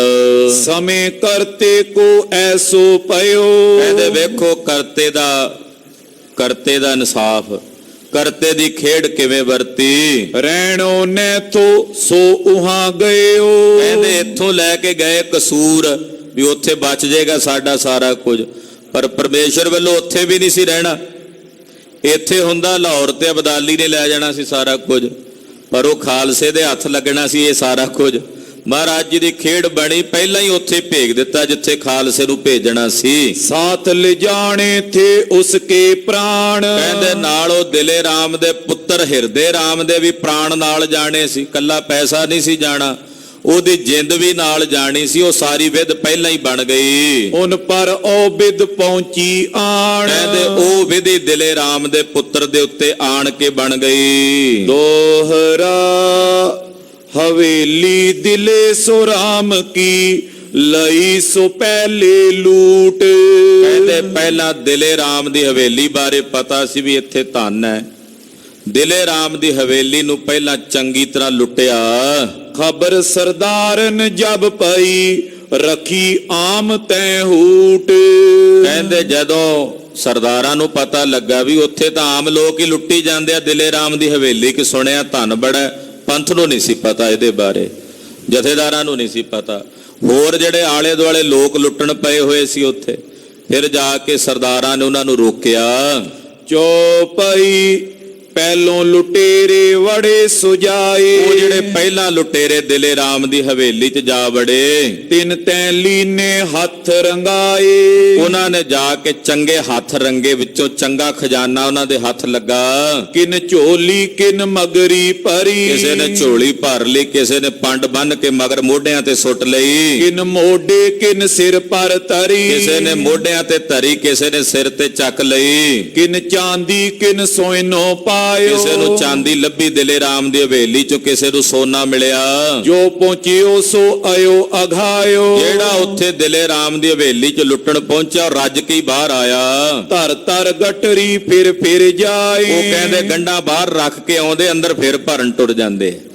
ਇਹ ਆਪਣੀਆਂ ਬਾਹਰ ਕਿਤੇ ਰੱਖ ਕੇ ਨਾ ਤੇ ਹੋਰ ਗੰਢਾਂ ਅੰਦਰ ਭਰਨ ਵਾਸਤੇ ਚਲੇ ਜਾਂਦੇ ਐ। ਕਈਨ ਤੇ ਲੈ ਸਰਦਾਰ ਕਬ ਜਾਏ। ਹੁਣ ਜਦੋਂ ਵੇਖਿਆ ਵੀ ਤਾਂ ਆਮ ਲੋਕ ਨੇ ਆਲੇ ਦੁਆਲੇ ਦੇ, ਉਹ ਲੁੱਟੀ ਜਾਂਦੇ ਆ, ਖਾਲਸਾ ਤਾਂ ਜਾ ਹੀ ਨਹੀਂ ਰਿਹਾ। ਸਿੰਘ ਹੋਰ ਹਵੇਲੀਆਂ ਵਾਲੇ ਪਾਸੇ ਆਪਣੇ ਹੱਥ ਸਾਫ਼ ਕਰ ਰਹੇ ਸੀ। ਜਿਹੜੇ ਜਥੇਦਾਰ ਸੀ ਉਹ ਇਕੱਲੇ ਹੀ ਉੱਥੇ ਪਹੁੰਚੇ। ਉਹਨਾਂ ਨੇ ਜਾ ਕੇ ਲੁਟੇਰਿਆਂ ਨੂੰ ਦਬਕਾ ਮਾਰਿਆ ਤੇ ਉਹਨਾਂ ਕੋਲੋਂ ਖੋਇਆ। ਤਬੇ ਸਰਦਾਰ ਨਿਉ ਲਖ ਲਈ। ਹੁਣ ਜਦੋਂ ਜਥੇਦਾਰਾਂ ਨੇ ਗੱਲ ਵੇਖੀ, ਇਹਾਂ ਦੌਲਤ ਕਿਤੇ ਇਕੱਠੀ ਪਈ। ਫਿਰ ਪਤਾ ਲੱਗਾ ਵੀ ਜਾਪਦਾ ਇਸ ਹਵੇਲੀ ਵਿੱਚ ਕੋਈ ਬਹੁਤਾ ਖਜ਼ਾਨਾ ਹੈ, ਵੀ ਜਿੱਥੋਂ ਪੰਡਾਂ ਭਰ ਕੱਢੀ ਜਾਂਦੇ ਆ, ਲੋਕ ਮੁੱਕਦਾ ਨਹੀਂ। ਖੋਆ ਖੋਈ ਕਿਛ ਸਰਦਾਰਨ ਕਰੀ। ਸਰਦਾਰਾਂ ਨੇ ਕੁਝ ਖੋਆ ਖੋਈ ਕੀਤੀ, ਪਰ ਉਹਨਾਂ ਨਾਲ ਬਾਕੀ ਸਿੰਘ ਹੀ ਕੋਈ ਨਹੀਂ ਸੀ। ਜਥੇਦਾਰ ਕੱਲਾ ਹੀ ਹਰੀ ਸਿੰਘ ਭੰਗੀ ਟੁਰਿਆ ਫਿਰੇ, ਜੱਸਾ ਸਿੰਘ ਰਾਮਗੜੀਆ ਕੱਲਾ, ਬਾਕੀ ਫੌਜਾਂ ਬਾਕੀ ਕਸੂਰ ਸ਼ਹਿਰ ਵਿੱਚ ਟੁਰੀਆਂ ਫਿਰਦੀਆਂ ਸਨ। ਹਾਂਜੀ, ਇਮ ਸਰਦਾਰਨ ਕਿਛ ਹੱਥ ਭਰੀ। ਥੋੜਾ ਬਹੁਤਾ ਖਜ਼ਾਨਾ ਸਰਦਾਰਾਂ ਦੇ ਹੱਥ ਲੱਗਾ। ਸਰਦਾਰਨ ਤੇ ਪੀ ਰੱਖੀ ਨਾ ਗਈ। ਉਹਨਾਂ ਕੋਲੋਂ ਵੀ ਨਹੀਂ ਰੱਖੀ ਗਈ। ਉਹਨਾਂ ਨੇ ਰੱਖਿਆ ਵੀ ਚਲੋ ਇੱਧਰ ਰੱਖ ਦਿੰਦੇ ਆ, ਬਾਅਦ ਚ ਚੁੱਕ ਲਵਾਂਗੇ। ਉੱਥੋਂ ਪਿੱਛੋਂ ਚੋਰ ਲੈ ਗਏ, ਲੁਟੇਰੇ ਉੱਥੋਂ ਚੁੱਕ ਕੇ ਲੈ ਗਏ। ਫੌਜ ਸਰਦਾਰਨ ਪਾਸ ਨ ਰਹੀ। ਇਹਦਾ ਕੀ ਕਾਰਨ ਸੀ? ਕਿਉਂਕਿ ਸਰਦਾਰਾਂ ਕੋਲ ਫੌਜ ਨਹੀਂ ਸੀ। ਜਿਹੜੀਆਂ ਫੌਜਾਂ ਸੀ ਜਥੇਦਾਰਾਂ ਦੇ ਨਾਲ ਮਿਸਲਾਂ ਦੀਆਂ, ਉਹ ਸਾਰੇ ਕਸੂਰ ਸ਼ਹਿਰ ਦੇ ਵਿੱਚ ਫੈਲੀਆਂ ਹੋਈਆਂ ਸੀ। ਆਪੋ ਆਪ ਸੋ ਲੁੱਟਣ ਗਈ। ਸਭ ਨੂੰ ਆਪੋ ਧਾਪੀ ਪਈ ਹੋਈ ਆ ਵੀ ਜਿੰਨਾ ਲੁੱਟ ਲਈ ਉਹਨਾਂ ਥੋੜਾ ਹੈ। ਅਕੇਲਨ ਤੇ ਨੈ ਆਮ ਹਟਈ। ਹੁਣ ਕੱਲੇ ਜਥੇਦਾਰਾਂ ਤੋਂ ਕਿਵੇਂ ਲੋਕ ਕਾਬੂ ਆਉਣ, ਜਿਹੜੇ ਉੱਥੇ ਵਹੀਰ ਜਿਹੜੇ ਟੁਰੇ ਫਿਰਦੇ ਆ ਲੁਟੇਰਿਆਂ ਤੇ ਡਾਕੂਆਂ ਦੇ। ਦੋਹਰਾ ਫੌਜ ਲੁੱਟ ਸਭ ਰਜ ਮੁੜੀ ਪਾਸ ਆਈ ਸਰਦਾਰਨ ਕੇਰ। ਕਹਿੰਦੇ ਜਦੋਂ ਸਾਰੀਆਂ ਫੌਜਾਂ ਰੱਜ ਗਈਆਂ ਨਾ, ਲੁੱਟ ਕੇ ਸਿੰਘਾਂ ਨੇ ਵੀ ਆਪਣੇ ਖਜ਼ਾਨੇ ਭਰ ਲਏ, ਪੰਡਾਂ ਭਰ ਲਈਆਂ। ਫਿਰ ਉਹ ਆਏ ਸਰਦਾਰਾਂ ਕੋਲ, ਜਥੇਦਾਰਾਂ ਕੋਲ। ਜਥੇਦਾਰ ਸਾਹਿਬ ਜੀ ਸਾਡੇ ਲਈ ਹੁਕਮ। ਉਹ ਕਹਿੰਦੇ ਤੁਸੀਂ ਸੱਜੇ ਖੱਬੇ ਘੁੰਮੀ ਜਾਂਦੇ ਹੋ, ਇੱਥੇ ਆ ਜਿਹੜੀ ਹਵੇਲੀ ਦਿਲੇ ਰਾਮ ਦੀ, ਇਹਦੇ ਵਿੱਚੋਂ ਤਾਂ ਸਾਰੇ ਦਿਨ ਦੇ ਢੋਈ ਜਾਂਦੇ ਆ, ਪਤਾ ਨਹੀਂ ਅੰਦਰ ਕਿੰਨਾ ਕੁ ਕੁਝ ਆ, ਲਈ ਜਾਂਦੇ ਆ, ਮੁੱਕਦਾ ਹੀ ਨਹੀਂ ਅੰਦਰ। ਹਾਂਜੀ, ਦੱਬੀ ਕੁੱਟੀ ਜੋ ਰਹੀ ਲਈ ਸਰਦਾਰਨ ਕੇਰ। ਜਦੋਂ ਫੌਜ ਆ ਗਈ ਫਿਰ ਉਹ ਦਿਲੇ ਰਾਮ ਦੀ ਹਵੇਲੀ ਸਿੰਘਾਂ ਨੇ ਕਬਜ਼ੇ ਕਰ ਲਈ। ਰਾਮਗੜੀਆਂ ਨੇ ਤੇ ਕਨਈਆ ਨੇ, ਇਹ ਦੋ ਮਿਸਲਾਂ ਦੇ ਕਬਜ਼ੇ 'ਚ ਉਹ ਹਵੇਲੀ ਆ ਗਈ। ਬਾਕੀ ਮਿਸਲਾਂ ਹੋਰ ਪਾਸੇ ਨੂੰ ਚਲੀਆਂ ਗਈਆਂ। ਤੋ ਇਸ ਪ੍ਰਕਾਰ ਨਾਲ ਜਿਹੜਾ ਥੋੜਾ ਬਹੁਤਾ ਉੱਥੇ ਦੱਬਿਆ ਰਹਿ ਗਿਆ ਥੱਲੇ ਖਜ਼ਾਨਾ, ਕਿਉਂਕਿ ਜ਼ਮੀਨਾਂ 'ਚ ਹੀ ਦੱਬਿਆ ਹੁੰਦਾ ਸੀ ਬਹੁਤਾ, ਉਹ ਜਿਹੜਾ ਸੀ ਨਾ ਦੋ ਮਿਸਲਾਂ ਦੇ ਕਾਬੂ ਆ ਗਿਆ, ਰਾਮਗੜੀਆਂ ਦੇ ਔਰ ਜਿਹੜੀ ਕਨਈਆ ਦੀ ਮਿਸਲ ਉਹਨਾਂ ਦੇ। ਚੌਪਈ ਰਾਮਗੜੀਏ ਉਹ ਮਿਸਲ ਕਨਈਏ। ਕਿਉਂਕਿ ਰਾਮਗੜੀਆਂ ਦੀ ਮਿਸਲ ਤੇ ਕਨਈਆ ਦੀ ਮਿਸਲ ਇਹ ਆਪਸ ਵਿੱਚ ਇਹਨਾਂ ਦੀ ਸਾਂਝ ਸੀ, ਇਹ ਆਪਸ ਵਿੱਚ ਮਿਲ ਜੁਲ ਕੇ ਰਹਿੰਦੇ ਸਨ। ਕਰਤ ਡੇਰੇ ਤੇ ਇੱਕ ਥਾਂ ਵਈਏ। ਇੱਕੋ ਜਿਹਾ, ਬਾਕੀ ਮਿਸਲਾਂ ਦੇ ਵੱਖੋ ਵੱਖਰੇ ਡੇਰੇ ਹੁੰਦੇ ਸੀ, ਪਰ ਇਹਨਾਂ ਦੋਨਾਂ ਮਿਸਲਾਂ ਦਾ ਇੱਕੋ ਜਗ੍ਹਾ ਤੇ ਡੇਰਾ ਹੁੰਦਾ ਸੀ। ਪਿਆਰ ਸੀ ਕਨਈਆ ਦਾ ਤੇ ਰਾਮਗੜੀਆਂ ਦਾ। ਅੱਧੋ ਅੱਧੀ ਆਈ ਚੀਜ਼ੇ ਕਰੇ। ਇਹਨਾਂ ਦੋਹਾਂ ਮਿਸਲਾਂ ਨੇ ਜਿੰਨਾ ਕੁਝ ਵੀ ਲੁੱਟਿਆ ਉੱਥੋਂ ਜਾਂ ਦਿਲੇ ਰਾਮ ਦੀ ਹਵੇਲੀ ਚੋਂ, ਇਹਨਾਂ ਨੇ ਅੱਧੋ ਅੱਧਾ ਕੀਤਾ, ਆਪਣੀਆਂ ਦੋਹਾਂ ਮਿਸਲਾਂ ਵਿੱਚ ਅੱਧੋ ਅੱਧਾ ਵੰਡ ਲਿਆ। ਇਮ ਕਰ ਉਨ ਵੱਡ ਮਤਲਬ ਸਰੇ। ਅੱਗੇ ਵੀ ਇਦਾਂ ਕਰਦੇ ਨੇ, ਜਿੰਨਾ ਕੁਝ ਆਉਂਦਾ ਹੈ ਅੱਧਾ ਅੱਧਾ ਦੋਹਾਂ ਮਿਸਲਾਂ ਵਿੱਚ ਵੰਡ ਲੈਂਦੇ ਨੇ। ਜਿਮ ਕਰ ਉਨ ਕਿਉ ਹੋਏ ਰਿਓ ਮੇਲ। ਇਸੇ ਕਰਕੇ ਇਹਨਾਂ ਦਾ ਆਪਸੀ ਜਿਹੜਾ ਮੇਲ ਸੀ, ਸਾਂਝ ਸੀ, ਉਹ ਬਣੀ ਰਹਿੰਦੀ ਹੈ। ਸੋ ਸੁਨਾਓ ਉਨ ਕੋ ਖੇਲ। ਕਹਿੰਦੇ ਕਿਉਂ ਮਿਲ ਕੇ ਰਹਿੰਦੇ ਸੀ ਆਪਸ ਵਿੱਚ ਕਨਈਏ ਤੇ ਰਾਮਗੜੀਏ? ਕਹਿੰਦੇ ਉਹਦਾ ਵੀ ਇੱਕ ਕਾਰਨ ਸੀ, ਉਹ ਵੀ ਸੁਣੋ। ਕਨਈਏ ਕਾਨੇ ਗਾਉਂ ਜ਼ਿਮੀਂਦਾਰ। ਜਿਹੜੇ ਕਨਈਆਂ ਦੀ ਮਿਸਲ ਦੇ ਜਥੇਦਾਰ ਸੀ, ਉਹ ਕਾਨੇ ਕਾਛੇ ਨਗਰ ਦੇ ਰਹਿਣ ਵਾਲੇ ਜ਼ਿਮੀਂਦਾਰ ਸਨ। ਤਰਖਾਣ ਰਾਮਗੜੀਏ ਨਾਨਕ ਵਾਰ। ਜੱਸਾ ਸਿੰਘ ਰਾਮਗੜੀਏ ਦੇ ਕਾਨੇ ਕਾਛੇ ਵਿੱਚ ਨਾਨਕੇ ਰਹਿੰਦੇ ਸੀ, ਤਰਖਾਣ ਭਾਈਚਾਰੇ ਦੇ। ਉਹ ਨਾਨਕੇ ਰਹਿੰਦੇ ਸੀ, ਉਹ ਕਾਨੇ ਕਾਛੇ ਦੇ ਸੀ। ਉਹਨਾਂ ਨੂੰ ਵੀ ਨਾਨਕੇ ਹੀ ਮੰਨਦਾ ਸੀ, ਕਨਈਆਂ ਦੀ ਮਿਸਲ ਵਾਲਿਆਂ ਨੂੰ, ਵੀ ਇਹ ਮੇਰੇ ਮਾਮੇ ਹੀ ਨੇ, ਨਾਨਕੇ ਨੇ। ਇਦਾਂ ਇਹਨਾਂ ਦਾ ਪ੍ਰੇਮ ਬਣਿਆ ਹੋਇਆ ਸੀ ਦੋਨਾਂ ਮਿਸਲਾਂ ਦਾ। ਇਮ ਕਰ ਇਨ ਉਨ ਬਣੀ ਥੀ ਸਿਆਨ। ਇਦਾਂ ਇਹਨਾਂ ਦੀ ਆਪਸ ਵਿੱਚ ਇੱਕ ਦੂਜੇ ਦੀ ਸਿਆਣ ਬਣੀ ਹੋਈ ਸੀ, ਜਾਣ ਪਛਾਣ ਸੀ। ਰਹੇ ਇਕੱਤਰ ਇਤੇ ਪਛਾਨ। ਇਦਾਂ ਇਹਨਾਂ ਦੇ ਵਿੱਚ ਆਪਸ ਵਿੱਚ ਇਕੱਤਰਤਾ ਆਈ ਸੀ ਦੋਨਾਂ ਵਿੱਚ, ਕਨਈਆ ਦੀ ਮਿਸਲ ਵਿੱਚ ਤੇ ਰਾਮਗੜੀਆਂ ਦੀ ਮਿਸਲ ਵਿੱਚ। ਦਿਲੇ ਰਾਮ ਕੋ ਪੁੱਤਰ ਵੱਡ ਜੋ। ਹੁਣ ਜਿਹੜਾ ਦਿਲੇ ਰਾਮ ਦਾ ਵੱਡਾ ਪੁੱਤਰ ਸੀ, ਜਿਹਦਾ ਨਾਮ ਹਿਰਦੇ ਰਾਮ ਹੈ, ਨਜ਼ਰ ਬੰਦ ਕਰ ਲੀਨੇ ਸੋ। ਉਹਨੂੰ ਇਹਨਾਂ ਨੇ ਨਜ਼ਰ ਬੰਦ ਕਰ ਲਿਆ, ਆਪਣੇ ਅਧੀਨ ਕਰ ਲਿਆ। ਜੱਸਾ ਸਿੰਘ ਰਾਮਗੜੀਏ ਦੇ ਭਰਾ ਮਾਲੀ ਸਿੰਘ ਨੇ ਉਹਨੂੰ ਨਜ਼ਰ ਬੰਦ ਕਰ ਲਿਆ, ਕਿਉਂਕਿ ਉਹਨੂੰ ਜਾ ਜਾ ਕੇ ਘੂਰਦੇ ਸੀ ਵੀ ਦੱਸ ਹੋਰ ਕਿੱਥੇ ਪਿਆ ਹਵੇਲੀ 'ਚ ਪੈਸਾ। ਇਹਨਾਂ ਨੇ ਉਹਨੂੰ ਨਜ਼ਰ ਬੰਦ ਕਰ ਲਿਆ। ਉਸ ਕੋ ਮਾਲ ਜੋ ਬਚ ਪਰਿਓ। ਉਹਦਾ ਜਿਹੜਾ ਕੁਝ ਪੈਸਾ ਬਚਿਆ ਰਹਿ ਗਿਆ, ਦੋ ਮਿਸਲ ਰਲ ਜਪਤੈ ਕਰਿਓ। ਇਹਨਾਂ ਦੋਨਾਂ ਮਿਸਲਾਂ ਨੇ ਰਲ ਕੇ ਸਾਰਾ ਜ਼ਬਤ ਕਰ ਲਿਆ। ਦੋਹਰਾ ਪਕੜ ਮਾਤ ਉਸ ਦਏ ਦੁਖ ਸਭ ਤਨ ਲਿਓ ਪੁਛਾਏ। ਕਹਿੰਦੇ ਉਹਨੂੰ ਫੜ ਕੇ ਚੰਗੀ ਤਰ੍ਹਾਂ ਉਹਨੂੰ ਸਾਰਾ ਧਨ ਪੁੱਛਿਆ, ਦੱਸ ਤੇਰੀ ਹਵੇਲੀ 'ਚ ਕਿੱਥੇ ਕਿੱਥੇ ਕੀ ਕੀ ਰੱਖਿਆ ਹੋਇਆ, ਕਿੱਥੇ ਕਿੱਥੇ ਪਿਆ ਹੋਇਆ। ਜਿਸ ਦੱਸੇ ਤਿਸ ਫੜੈ ਤੁਰਤ ਇਮ ਤਿਨ ਦਿਓ ਮਰਵਾਏ। ਕਹਿੰਦੇ ਜੇ ਨਾ ਕੋਈ ਪੁੱਛਦਾ ਉਹਨੂੰ ਉਹ ਤੁਰਤ, ਉਹਦੀ ਜਿਹੜੀ ਮਾਂ ਸੀ, ਉਹ ਹੋਰ ਕਈ ਜਿਹੜੇ ਲੁਟੇਰੇ ਸੀ ਉਹਨਾਂ ਦੇ ਕਾਬੂ ਆ ਗਏ। ਜਿਹੜੀ ਦਿਲੇ ਰਾਮ ਦੀ ਘਰ ਵਾਲੀ ਸੀ, ਉਹ ਕਿਸੇ ਨੇ ਕਤਲ ਕਰ ਦਿੱਤੀ, ਕਿਉਂਕਿ ਉਹ ਜਿਵੇਂ ਪੁੱਛਦਾ ਸੀ। ਕੋਈ ਲੁਟੇਰੇ ਤਾਂ ਹੋਰ ਵੀ ਬੜੇ ਆ ਗਏ ਨਾ, ਇਕੱਲੇ ਸਿੰਘ ਹੀ ਤਾਂ ਨਹੀਂ ਸੀ ਉੱਥੇ ਪਹੁੰਚੇ। ਉਹਨਾਂ ਨੇ ਉਹਦੀ ਮਾਤਾ ਨੂੰ ਕਤਲ ਕਰ ਦਿੱਤਾ। ਚੌਪਈ ਧਰਿਓ ਤਰਾਇਓ ਉਨ ਕੱਢ ਦਇਓ। ਉਹਨੇ ਜੋ ਧਰਿਆ ਧਰਾਇਆ ਸੀ ਕੱਢ ਕੇ, ਜਿਹੜਾ ਉਹਦੀ ਮਾਂ ਨੂੰ ਪਤਾ ਸੀ, ਉਹ ਰੱਖ ਦਿੱਤਾ ਅੱਗੇ। ਇਮ ਕਰ ਉਸ ਹੀ ਕੋ ਜੀਓ ਗਇਓ। ਕਹਿੰਦੇ ਏਦਾਂ ਉਹਦੀ ਮਾਤਾ ਦੀ ਵੀ ਹੱਤਿਆ ਹੋ ਗਈ ਉੱਥੇ। ਉਸ ਕੋ ਲਾਗੀ ਜਿੰਦ ਪਿਆਰੀ। ਹੁਣ ਜਿਹੜਾ ਦਿਲੇ ਰਾਮ ਦਾ ਪੁੱਤਰ ਸੀ ਹਿਰਦੇ ਰਾਮ, ਉਹਨੂੰ ਆਪਣੀ ਜਿੰਦ ਪਿਆਰੀ ਸੀ ਵੀ ਕਿਸੇ ਤਰੀਕੇ ਮੈਂ ਆਪਣੀ ਜਾਨ ਬਚਾਵਾਂ। ਦੀਨੀ ਉਨ ਕੱਢ ਦੌਲਤ ਸਾਰੀ। ਉਹਨੇ ਆਪਣੇ ਹੱਥੀਂ ਕੱਢ ਕੱਢ ਪੈਸਾ ਦਿੱਤਾ, ਕਹਿੰਦੇ ਆਹ ਲੈ ਇੱਥੋਂ ਵੀ ਦੱਬਿਆ ਹੋਇਆ, ਇੱਥੋਂ ਕੱਢ ਲੋ, ਇੱਥੋਂ ਕੱਢ ਲੋ। ਏਦਾਂ ਉਹਨੇ ਸਾਰਾ ਕੁਝ ਦਿੱਤਾ। ਉਨ ਜਾਣਿਓ ਮੰਗ ਕੇ ਖਾਓ। ਉਹਨੇ ਸੋਚਿਆ, ਹਿਰਦੇ ਰਾਮ ਨੇ, ਦਿਲੇ ਰਾਮ ਦੇ ਪੁੱਤਰ ਨੇ, ਵੀ ਜੇ ਜਿਉਂਦਾ ਰਵਾਂਗਾ ਤੇ ਮੰਗ ਕੇ ਖਾ ਲਵਾਂਗਾ। ਇਹ ਵੀ ਕਿਹੜਾ ਸਾਡਾ ਸੀ ਪੈਸਾ, ਸਰਕਾਰ ਦਾ ਸੀ, ਉੱਥੋਂ ਲੁੱਟ ਲੱਟ ਕੇ ਲਿਆਂਦਾ ਸੀ, ਇੱਥੇ ਰੱਖਿਆ ਸੀ। ਤੇ ਉਹ ਤਾਂ ਸੁਭਾਵਕ ਸੀ, ਤਾਂ ਜਾਣਾ ਹੀ ਸੀ, ਤਾਂ ਨਾਲ ਜਾਨ ਲਈ ਜਾਂਦਾ। ਪਰਿਵਾਰ ਦੇ ਜੀ ਮਰ ਗਏ ਨੇ ਕਈ। ਤੇ ਉਹਨੇ ਆਖਿਆ ਚਲੋ ਇਹ ਜਾਣ ਦਿਓ, ਜੇ ਜਿਉਂਦਾ ਰਹਿ ਜਾਵਾਂਗਾ ਤੇ ਮੰਗ ਕੇ ਵੀ ਖਾ ਲਵਾਂਗਾ। ਕਿਵੇਂ ਜਿਵੇਂ ਮੈਂ ਔਰ ਕਮਾਉ, ਜੇ ਜਿਉਂਦਾ ਰਿਹਾ ਤੇ ਹੋਰ ਕਮਾ ਲਵਾਂਗੇ, ਹੋਰ ਇਕੱਤਰ ਕਰ ਲਵਾਂਗੇ। ਜਿੰਦ ਬਚੇ ਤੋ ਧਨ ਹੋਏ ਔਰ, ਜੇ ਜਾਨ ਬਚ ਗਈ ਤੇ ਧਨ ਹੋਰ ਆ ਜਾਏਗਾ। ਰਖੀ ਜਿੰਦ ਉਨ ਜਿਤ ਕਿਤ ਤੌਰ, ਇਹ ਤਾਂ ਜਿਸੇ ਕਿਸੇ ਤਰੀਕੇ ਨਾਲ ਉਹਨੇ ਆਪਣੀ ਜਾਨ ਬਚਾਉਣ ਦਾ ਯਤਨ ਕੀਤਾ। ਜਿੰਦ ਰਹੇ ਤੋ ਤੀਰਥ ਜਾਉ, ਕਹਿੰਦਾ ਜੇ ਜਿੰਦ ਰਹਿ ਗਈ ਤੇ ਤੀਰਥ ਤੇ ਜਾਵਾਂਗਾ, ਯਾਤਰਾ ਕਰਕੇ ਆਵਾਂਗਾ। ਜਿੰਦ ਰਹੇ ਹਰ ਭਗਤ ਕਮਾਉ, ਜੇ ਜਿਉਂਦਾ ਰਵਾਂਗਾ ਤੇ ਹਰ ਹਰ ਕਰ ਲਵਾਂਗਾ, ਪਰਮੇਸ਼ਰ ਦੀ ਭਗਤੀ ਕਰ ਲਵਾਂਗਾ। ਜਿੰਦ ਰਖੀ ਉਨ ਇਸੇ ਵਿਚਾਰ, ਇਹ ਤਾਂ ਉਹਨੇ ਆਪਣੀ ਜਿੰਦ ਨੂੰ ਰੱਖਣ ਵਾਸਤੇ ਯਤਨ ਕੀਤਾ। ਸੋ ਪਾਪਨ ਉਨ ਦੀਨੋ ਮਾਰ, ਪਰ ਜੱਸਾ ਸਿੰਘ ਰਾਮਗੜੀਏ ਦੇ ਭਰਾ ਮਾਲੀ ਸਿੰਘ ਨੇ ਬੜਾ ਪਾਪ ਕੀਤਾ, ਉਹਨੂੰ ਜਿਵੇਂ ਮਾਰਿਆ। ਉਹ ਤਾਂ ਵਿਚਾਰਾ ਜਾਨ ਬਚਾਉਂਦਾ ਦੱਸੀ ਜਾਂਦਾ ਸੀ, ਪਰ ਜੱਸਾ ਸਿੰਘ ਰਾਮਗੜੀਏ ਦੇ ਭਰਾ ਦੀ ਪਹਿਲਾਂ ਖੁਸ਼ਹਾਲ ਸਿੰਘ ਨੇ ਮਾੜੀ ਕਰਤੂਤ ਕੀਤੀ, ਮੁੜ ਕੇ ਮਾਲੀ ਸਿੰਘ ਨੇ ਵੀ ਮਾੜਾ ਕੰਮ ਕੀਤਾ, ਉਹਨੂੰ ਵਿਚਾਰੇ ਨੂੰ ਮਾਰਿਆ। ਕਿਵੇਂ ਮਾਰਿਆ ਉਹ ਵੀ ਦੱਸਦੇ ਨੇ ਅੱਗੇ। ਜਿਮ ਉਨ ਮਾਰਿਓ ਤਿਮ ਮੈਂ ਕਹੂੰ, ਕਹਿੰਦੇ ਜਿਵੇਂ ਉਹਨੂੰ ਮਾਰਿਆ ਦਿਲੇ ਰਾਮ ਦੇ ਪੁੱਤਰ ਹਿਰਦੇ ਰਾਮ ਨੂੰ ਮਾਲੀ ਸਿੰਘ ਨੇ, ਜੱਸਾ ਸਿੰਘ ਰਾਮਗੜੀਏ ਦੇ ਭਰਾ ਨੇ, ਜਿਹੜਾ ਪਾਪ ਇਹਨਾਂ ਦੇ ਸਿਰ ਤੇ ਪਹਿਲਾਂ ਵੀ ਸੀ, ਜੱਸਾ ਸਿੰਘ ਆਹਲੂਵਾਲੀਆ ਜੀ ਵਾਲਾ, ਹੁਣ ਇਹ ਦੂਜਾ ਪਾਪ ਇਹਨਾਂ ਦੇ ਸਿਰ ਤੇ ਲੱਗਾ ਜਿਹਦੇ ਨਾਲ ਇਹ ਗਰਕ ਹੋਏ। ਦਗਾ ਕੀਓ ਜਿਮ ਤਿਮ ਲਿਖਵੋ, ਜਿਵੇਂ ਇਹਨਾਂ ਨੇ ਦਗਾ ਕੀਤਾ, ਕਹਿੰਦੇ ਮੈਂ ਉਹ ਵੀ ਇੱਥੇ ਲਿਖਦਾ ਹਾਂ। ਲੋਭ ਲਹਿਰ ਮੈਂ ਜਿਮ ਰੁੜ ਗਏ, ਜਿਵੇਂ ਲੋਭ ਦੀ ਲਹਿਰ ਦੇ ਵਿੱਚ ਰੁੜ ਗਏ ਰਾਮਗੜੀਏ, ਵਹੀ ਪਦਾਰਥ ਇਹਾਂ ਰਹੇ ਪਏ। ਉਹ ਪਦਾਰਥ ਇੱਥੇ ਧਰੇ ਦੇ ਧਰਾਏ ਰਹਿ ਗਏ, ਨਾਲ ਤਾਂ ਨਹੀਂ ਲੈ ਗਏ।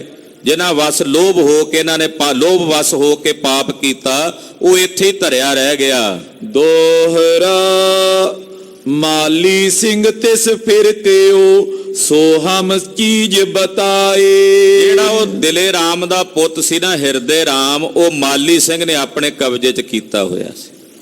ਉਹਨੂੰ ਕਹਿਣ ਲੱਗਾ ਵੀ ਇਹ ਦੱਸ ਵੀ ਤੇਰੀ ਹਵੇਲੀ 'ਚ ਬਹੁਤ ਕੁਝ ਕੱਢਿਆ ਸੀ, ਵੀ ਜਿਹੜੀ ਸਭ ਤੋਂ ਕੀਮਤੀ ਵਸਤੂ ਹੈ, ਕੀਮਤੀ ਚੀਜ਼ ਹੈ ਤੇਰੀ ਹਵੇਲੀ 'ਚ, ਉਹ ਦੱਸ ਕਿਹੜੀ ਹੈ, ਤਾਂ ਤੈਨੂੰ ਛੱਡਾਂਗਾ, ਨਹੀਂ ਤਾਂ ਮਾਰ ਦਿਆਂਗਾ ਤੈਨੂੰ।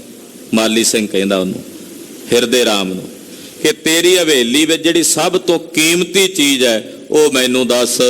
ਜੋ ਸਭ ਹਨ ਮੈਂ ਅਤਕਣੀ ਸੋ ਮੈਂ ਰੱਖੂੰ ਉਠਾਏ। ਜਿਹੜੀ ਸਾਰਿਆਂ ਵਿੱਚ ਬਹੁਤੀ ਕੀਮਤੀ ਵਸਤੂ ਹੋਵੇ ਮੈਨੂੰ ਦੱਸ ਦੇ, ਮੈਂ ਉਹ ਆਪਣੇ ਹਿੱਸੇ, ਕਿਉਂਕਿ ਸਾਡੀਆਂ ਦੋ ਮਿਸਲਾਂ ਨੇ, ਅਸੀਂ ਅੱਧਾ ਅੱਧਾ ਵੰਡਦੇ, ਅੱਧੇ ਕਨਈਏ ਲੈ ਜਾਂਦੇ ਨੇ, ਅੱਧਾ ਅਸੀਂ ਲੈ ਜਾਂਦੇ। ਤੇ ਮੈਂ ਜੇ ਕੋ ਤੂੰ ਦੱਸ ਦੇਵੇਂ ਪਹਿਲਾਂ ਵੀ ਇਹ ਕੀਮਤੀ ਚੀਜ਼ ਹੈ, ਤੇ ਉਹ ਵੰਡੇ ਵਿੱਚ ਮੈਂ ਆਪਣੇ ਹਿੱਸੇ 'ਚ ਲੈ ਲਵਾਂਗਾ, ਉਹਨਾਂ ਨੂੰ ਕੀ ਪਤਾ ਲੱਗਣਾ। ਤੂੰ ਮੈਨੂੰ ਦੱਸ ਦੇ, ਜੇ ਨਾ ਦੱਸੇਗਾ ਤੇ ਤੈਨੂੰ ਜਾਨੋਂ ਮਾਰਾਂਗਾ। ਏਦਾਂ ਉਹਨੂੰ ਧਮਕੀ ਦਿੱਤੀ। ਜੋ ਪਈ ਕਹਿਓ ਤੋਏ ਮੈਂ ਰਾਜ਼ੀ ਕਰੂੰਗਾ। ਉਹ ਵਿਚਾਰਾ ਜ਼ਖਮੀ ਵੀ ਸੀ। ਮਾਲੀ ਸਿੰਘ ਨੇ ਵੀ ਕਿਹਾ ਵੀ ਮੈਂ ਤੈਨੂੰ ਰਾਜ਼ੀ ਕਰ ਦਿਆਂਗਾ, ਤੇਰੀ ਮਲਮ ਪੱਟੀ ਕਰਕੇ ਤੇਰਾ ਇਲਾਜ ਕਰਾਂਗਾ।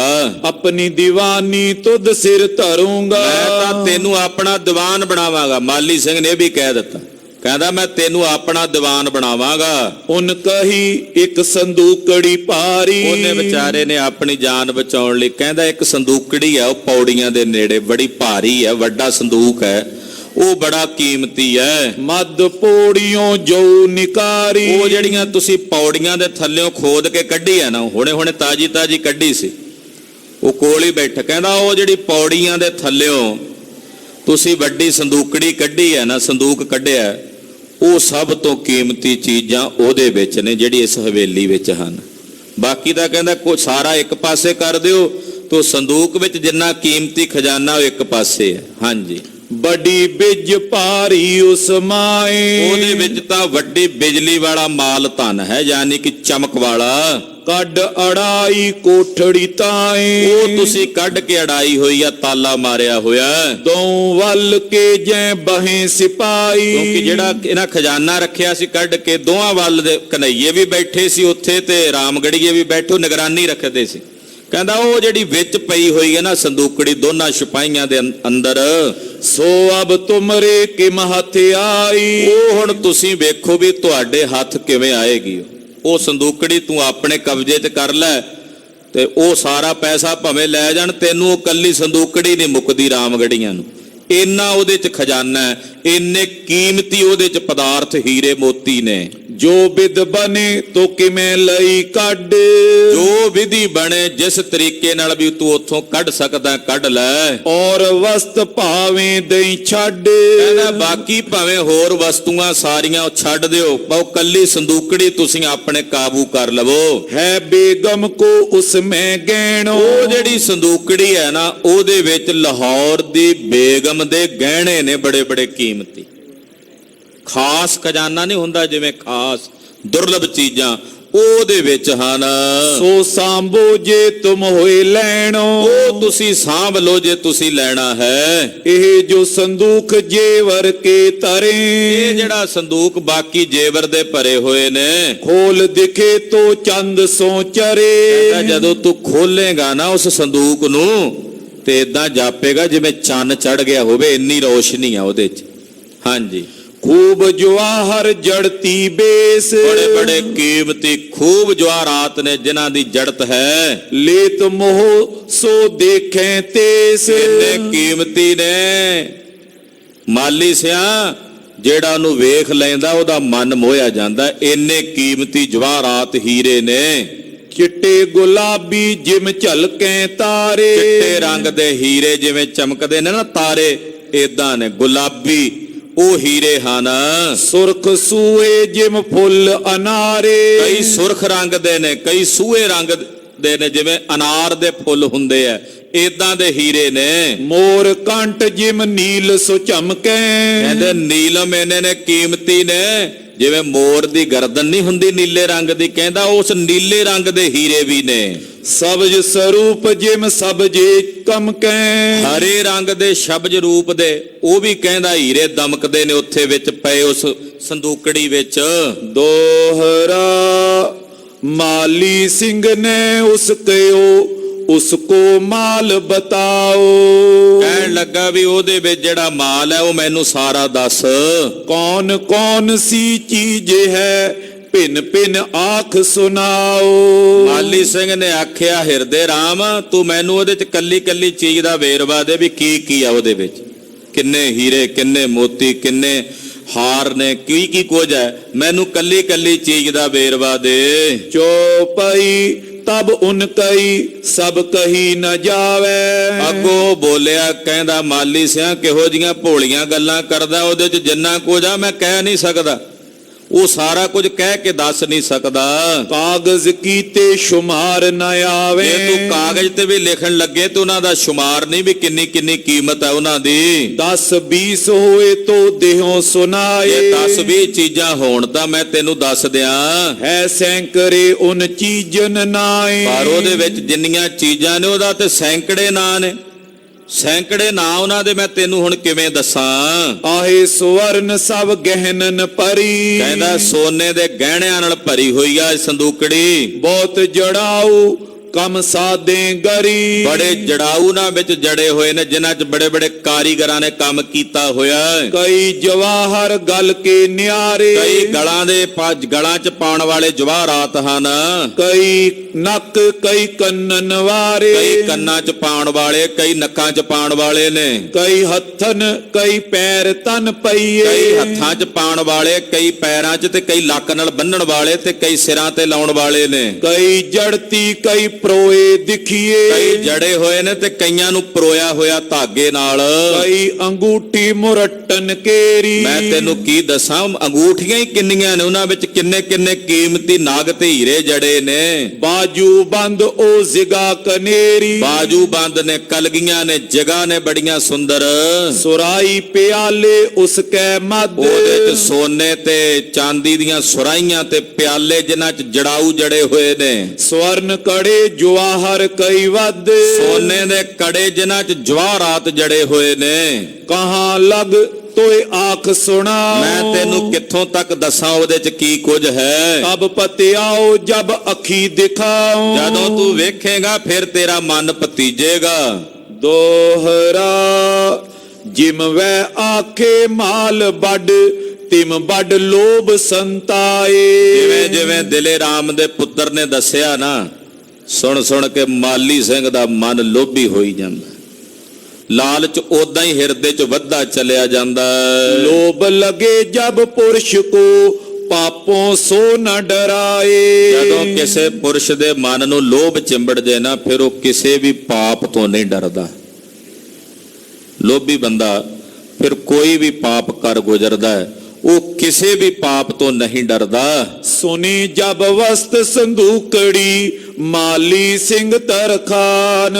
ਜਦੋਂ ਮਾਲੀ ਸਿੰਘ ਨੇ ਸੁਣਿਆ ਕਿ ਜੱਸਾ ਸਿੰਘ ਰਾਮਗੜੀਏ ਦੇ ਭਰਾ ਨੇ ਕਿ ਇੰਨਾ ਮਾਲ ਹੈ ਇਸ ਸੰਦੂਕੜੀ ਵਿੱਚ, ਹੈਰਤ ਗਈ ਉਸ ਗੁੰਮ ਉਸ ਬਦਲਤ ਪਇਓ ਈਮਾਨ। ਉਹਦੀ ਤਾਂ ਹੈਰਤ ਗੁੰਮ ਹੋ ਗਈ, ਈਮਾਨ ਬਦਲ ਗਿਆ, ਉਹਦਾ ਡੋਲ ਗਿਆ। ਚੋਪਈ ਮਾਲੀ ਸਿੰਘ ਕੋ ਜਬ ਕੰਨ ਪਰੀ। ਜਦੋਂ ਮਾਲੀ ਸਿੰਘ ਦੇ ਕੰਨੀ ਇਹ ਗੱਲ ਪਈ, ਲੋਭ ਲਹਿਰ ਨਾਗਨ ਜਿਮ ਲਰੀ। ਕਹਿੰਦੇ ਲੋਭ ਦੀ ਲਹਿਰ ਏਦਾਂ ਡੱਸੀ ਜਿਵੇਂ ਕਿਸੇ ਨਾਗਣ ਨੇ ਡੱਸ ਲਿਆ ਹੋਵੇ, ਡੰਗ ਲਿਆ ਹੋਵੇ। ਸ਼੍ਰੋਨ ਪਰੀ ਚੜ ਗਈ ਸੋ ਜ਼ਹਿਰ। ਕਹਿੰਦੇ ਕੰਨਾਂ ਦੁਆਰਾ ਇਹ ਜ਼ਹਿਰ ਚੜ ਗਿਆ ਮਾਲੀ ਸਿੰਘ ਦੇ ਹਿਰਦੇ ਨੂੰ। ਬਿਨ ਵੱਡ ਗਾਰੂਰ ਮਿਟੇ ਕਿਮ ਔਰ ਨਹਿਰ। ਗੁਰੂ ਸ਼ਬਦ ਦੇ ਗਾਰੜੂ ਮੰਤਰ ਤੋਂ ਬਿਨਾਂ ਇਹ ਜ਼ਹਿਰ ਕਿਵੇਂ ਉਤਰੇ? ਲੋਭ ਦੀ ਜਿਹੜੀ ਚੜ ਗਈ। ਚਿਤ ਮੈਂ ਚਿਤਵੇ ਹੋਵੇ ਸਵਾਈ। ਜਿਵੇਂ ਜਿਵੇਂ ਸੋਚਦਾ ਹੋਰ ਜ਼ਹਿਰ ਵੱਧਦੀ ਜਾਂਦੀ ਹੈ ਇਹਦੇ ਅੰਦਰ।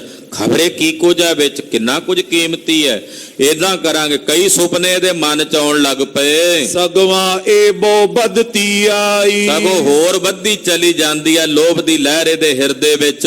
ਸੁਨਤ ਜਵਾਹਰ ਫਿਟ ਗਈ ਨੀਤ। ਜਦੋਂ ਜਵਾਹਰਾਤ ਸੁਣੇ ਤੇ ਨੀਤ ਫਿੱਟ ਗਈ ਮਾਲੀ ਸਿੰਘ ਦੀ। ਟੁੱਟ ਗਈ ਧਰਮ ਕਰਮ ਕੀ ਪ੍ਰੀਤ। ਧਰਮ ਤੇ ਕਰਮ ਦੀ ਪ੍ਰੀਤ ਟੁੱਟ ਗਈ ਇਹਦੇ ਮਨ ਚੋਂ। ਕਦੇ ਬਹੇ ਕਦ ਲੰਬੋ ਪਰਤ। ਹੁਣ ਨੀਂਦ ਕਿੱਥੇ ਆਵੇ ਰਾਤ ਨੂੰ? ਕਦੇ ਬਹਿੰਦਾ ਹੈ, ਕਦੇ ਲੰਮਾ ਪੈਂਦਾ, ਕਦੇ ਟੁਰਨ ਲੱਗ ਪੈਂਦਾ, ਕਦੇ ਤੁਰੇ ਕਦ ਉੱਠ ਕੇ ਖਰਤ। ਕਦੇ ਤੁਰਨ ਲੱਗ ਪੈਂਦਾ, ਕਦੇ ਪੈਰਾਂ ਭਰਨੇ ਬਹਿ ਜਾਂਦਾ, ਕਦੇ ਉੱਠ ਕੇ ਖਲੋ ਜਾਂਦਾ। ਲਗੀ ਅਚਵੀ ਕੰਪੇ ਉਸ ਦੇਹ। ਅੱਜ ਵੀ ਲੱਗ ਗਈ ਸਰੀਰ ਨੂੰ, ਦੇਹ ਕੰਬਣ ਲੱਗ ਪਈ। ਕਦੋਂ ਇਹ ਕੁਝ ਮੇਰੇ ਹੱਥ ਆਵੇ? ਕਿਉਂਕਿ ਸਮੱਸਿਆ ਇਸ ਵੀ ਦੋ ਮਿਸਲਾਂ ਦੇ ਵਿੱਚ ਪਈ ਹੈ। ਸੋਚਦਾ ਮੇਰੇ ਕਾਬੂ ਕਿਵੇਂ ਆਵੇਗਾ ਇਹ। ਉਹ ਵੀ ਕਹਿਣਗੇ ਸਾਨੂੰ ਵਿੱਚੋਂ ਹਿੱਸਾ ਚਾਹੀਦਾ ਕਨਈਏ। ਤੋ ਇਸ ਗੱਲ ਦੀ ਚਿੰਤਾ ਤੇ ਅਚਬੀ ਇਹਨੂੰ ਲੱਗੀ ਹੋਈ ਹੈ। ਚਲਿਓ ਜੱਸਾ ਸਿੰਘ ਪਹਿਲੇ ਹਾ ਦੇ। ਇਹ ਆਪਣੇ ਭਰਾ ਜੱਸਾ ਸਿੰਘ ਰਾਮਗੜੀਏ ਵੱਲ ਗਿਆ ਵੀ ਉਹਦੇ ਕੋਲ ਜਾ ਕੇ ਉਹਨੂੰ ਦੱਸਾਂ। ਦੋਹਰਾ ਜੱਸਾ ਸਿੰਘ ਨੇ ਦੇਖਿਓ ਕਿਮ ਆਵਤ ਭਾਈ ਉਤਾਲ। ਜੱਸਾ ਸਿੰਘ ਰਾਮਗੜੀਏ ਨੇ ਆਪਣੇ ਭਰਾ ਮਾਲੀ ਸਿੰਘ ਨੂੰ ਆਉਂਦਿਆਂ ਵੇਖਿਆ ਬੜਾ ਕਾਲਾ ਕਾਲਾ ਟੁਰਿਆ ਆਉਂਦਾ, ਚਿਹਰੇ ਤੇ ਹਵਾਈ ਜੀ ਉੱਡੀ ਹੋਈ ਹੈ। ਜੱਸਾ ਸਿੰਘ ਜੀ ਨੇ ਪਛਾਣ ਲਿਆ, ਭਰਾ ਦੀ ਹਾਲਤ ਵੇਖੀ ਵੀ ਇਹਨੂੰ ਕੀ ਹੋ ਗਿਆ। ਬੜਾ ਕਾਲਾ ਕਾਲਾ ਉਤਾਵਲਾ ਟੁਰਿਆ ਆਉਂਦਾ। ਕੈ ਵੱਡ ਬਿਗੜਿਓ ਕੰਮ ਕੋ ਕੈ ਵੱਡ ਨਿਕਸਿਓ ਮਾਲ। ਜੱਸਾ ਸਿੰਘ ਰਾਮਗੜੀਏ ਨੇ ਸੋਚਿਆ ਲੱਗਦਾ ਕੋਈ ਕੰਮ ਵਿਗੜ ਗਿਆ, ਤਾਂ ਹੀ ਕਾਲਾ ਕਾਲਾ ਆਉਂਦਾ। ਦੂਰੋਂ ਜਿਵੇਂ ਬੰਦਾ ਅੰਦਾਜ਼ਾ ਜਿਹਾ ਲਾ ਲੈਂਦਾ ਵੇਖ ਕੇ ਵੀ ਲੱਗਦਾ ਹੈ ਕੋਈ ਕੰਮ ਵਿਗੜ ਗਿਆ, ਜਾਂ ਫਿਰ ਇਹਦੇ ਕੋਲ ਜਿਹੜਾ ਕੋਈ ਥੋੜਾ ਬਹੁਤਾ ਸੰਪਦਾ ਸੀ ਉਹ ਕਿਸੇ ਨੇ ਖੋਹ ਲਈ ਹੈ ਜਾਂ ਕਿਸੇ ਨੇ ਚੋਰੀ ਕਰ ਲਈ ਹੋਣੀ। ਮਾਹੌਲ ਇਹੋ ਜਿਹਾ ਸੀ। ਜਿੱਦਾਂ ਦਾ ਮਾਹੌਲ ਹੋਵੇ ਬੰਦੇ ਦੇ ਦਿਮਾਗ 'ਚ ਉਦਾਂ ਦੀਆਂ ਗੱਲਾਂ ਜਿਹੜੀਆਂ ਨੇ ਉਹ ਘਰ ਕਰਕੇ ਉਹੀ ਕੰਮ ਚੱਲਦੀਆਂ ਰਹਿੰਦੀਆਂ। ਉਹਨਾਂ ਆਖਿਆ ਲੱਗਦਾ ਇਹਦੇ ਕੋਲੋਂ ਜਾਂ ਤਾਂ ਕਿਸੇ ਨੇ ਕੁਝ ਖੋਹ ਲਿਆ ਤੇ ਜਾਂ ਫਿਰ ਕਿਸੇ ਨੇ ਕੁਝ ਕਹਿ ਦਿੱਤਾ ਜਾਂ ਕੋਈ ਕੰਮ ਵਿਗੜ ਗਿਆ। ਜੱਸਾ ਸਿੰਘ ਰਾਮਗੜੀਏ ਨੂੰ ਨਹੀਂ ਸੀ ਪਤਾ ਵੀ ਮੇਰੇ ਭਰਾ ਦੀ ਮੱਤ ਤੇ ਲੋਭ ਦਾ ਪਰਦਾ ਪੈ ਗਿਆ। ਜੱਸਾ ਸਿੰਘ ਜੀ ਨੂੰ ਇਸ ਗੱਲ ਦਾ ਅਫਸੋਸ। ਜੱਸਾ ਸਿੰਘ ਰਾਮਗੜੀਏ ਦੇ ਕਿਰਦਾਰ ਦੇ ਉੱਤੇ ਕੋਈ ਕਿਸੇ ਤਰ੍ਹਾਂ ਦੀ ਉਂਗਲ ਨਹੀਂ। ਪੰਥ ਦੇ ਬੜੇ ਮਹਾਨ ਜਰਨੈਲ ਸਿੰਘ ਜੱਸਾ ਸਿੰਘ ਰਾਮਗੜੀਏ, ਪਰ ਭਰਾਵਾਂ ਨੇ ਜਿਹੜੀਆਂ ਕਰਤੂਤਾਂ ਕੀਤੀਆਂ ਉਹਨਾਂ ਦੀ ਪਿੱਠ ਦੱਬਦੇ ਰਹੇ ਨਾਲ। ਭਰਾ ਦੀ ਬਿਰਤੀ ਉਹ ਮਮਤਾ ਆਈ ਜਾਂਦੀ ਹੈ ਮਨ 'ਚ, ਪਰ ਜੱਸਾ ਸਿੰਘ ਜੀ ਦੀ ਜਿਹੜੀ ਕੁਰਬਾਨੀ ਹੈ ਰਾਮਗੜੀਆ ਜੀ ਦੀ, ਜੋ ਉਹਨਾਂ ਦੀਆਂ ਸੇਵਾਵਾਂ ਨੇ ਗੁਰੂ ਪੰਥ ਦੀਆਂ, ਉਹ ਕਦੇ ਨਜ਼ਰਅੰਦਾਜ਼ ਨਹੀਂ ਹੋ ਸਕਦੀਆਂ। ਪਰ ਸੁਭਾਵਕ ਹੈ ਜਦੋਂ ਇਦਾਂ ਸਭ ਕੁਝ ਹੁੰਦਾ, ਮਿਸਲਾਂ ਵਿੱਚ ਆਪਸ ਵਿੱਚ ਲੜਾਈਆਂ ਝਗੜੇ ਵੀ ਰਹੇ ਨੇ। ਚਾਹੇ ਮਹਾਰਾਜਾ ਰਣਜੀਤ ਸਿੰਘ ਦੇ ਸਮੇਂ ਜਦੋਂ ਮਿਸਲਾਂ ਮਰਜ ਹੋਈਆਂ ਨੇ ਉਦੋਂ ਵੀ ਇਹ ਹੁੰਦਾ ਰਿਹਾ। ਰਾਜ ਭਾਗ ਜਦੋਂ ਆ ਜਾਂਦੇ ਨੇ, ਰਾਜ ਭਾਗ ਆ ਕੇ ਫਿਰ ਉਹ ਇਹ ਹੈ ਹੀ ਐਸੀ, ਇਹਨੇ ਆ ਕੇ ਕਲੇਸ਼ ਪਾਣਾ ਹੀ ਹੁੰਦਾ ਹੈ। ਲక్ష్ਮੀ ਐਸੀ ਹੈ, ਮਾਇਆ ਐਸੀ ਹੈ, ਸੰਪਦਾ ਐਸੀ ਹੈ। ਤੋ ਜੱਸਾ ਸਿੰਘ ਜੀ ਨਾਲ ਮਾਲੀ ਸਿੰਘ ਆ ਕੇ ਬਚਨ ਕਰ ਰਿਹਾ। ਉਹ ਕਥਾ ਆਪ ਜੀ ਅਗਲਿਆਂ ਪ੍ਰਸੰਗਾਂ 'ਚ ਸਰਵਣ ਕਰੋਗੇ। ਅੱਜ ਜਗਤ ਗੁਰੂ ਧੰਨ ਧੰਨ ਸ੍ਰੀ ਗੁਰੂ ਨਾਨਕ ਦੇਵ ਸਾਹਿਬ ਜੀ ਮਹਾਰਾਜ ਜੀ ਦਾ ਜੋਤੀ ਜੋਤ ਦਿਵਸ ਦਿਹਾੜਾ ਹੈ। ਅੱਜ ਦੇ ਦਿਨ ਸ੍ਰੀ ਕਰਤਾਰਪੁਰ ਸਾਹਿਬ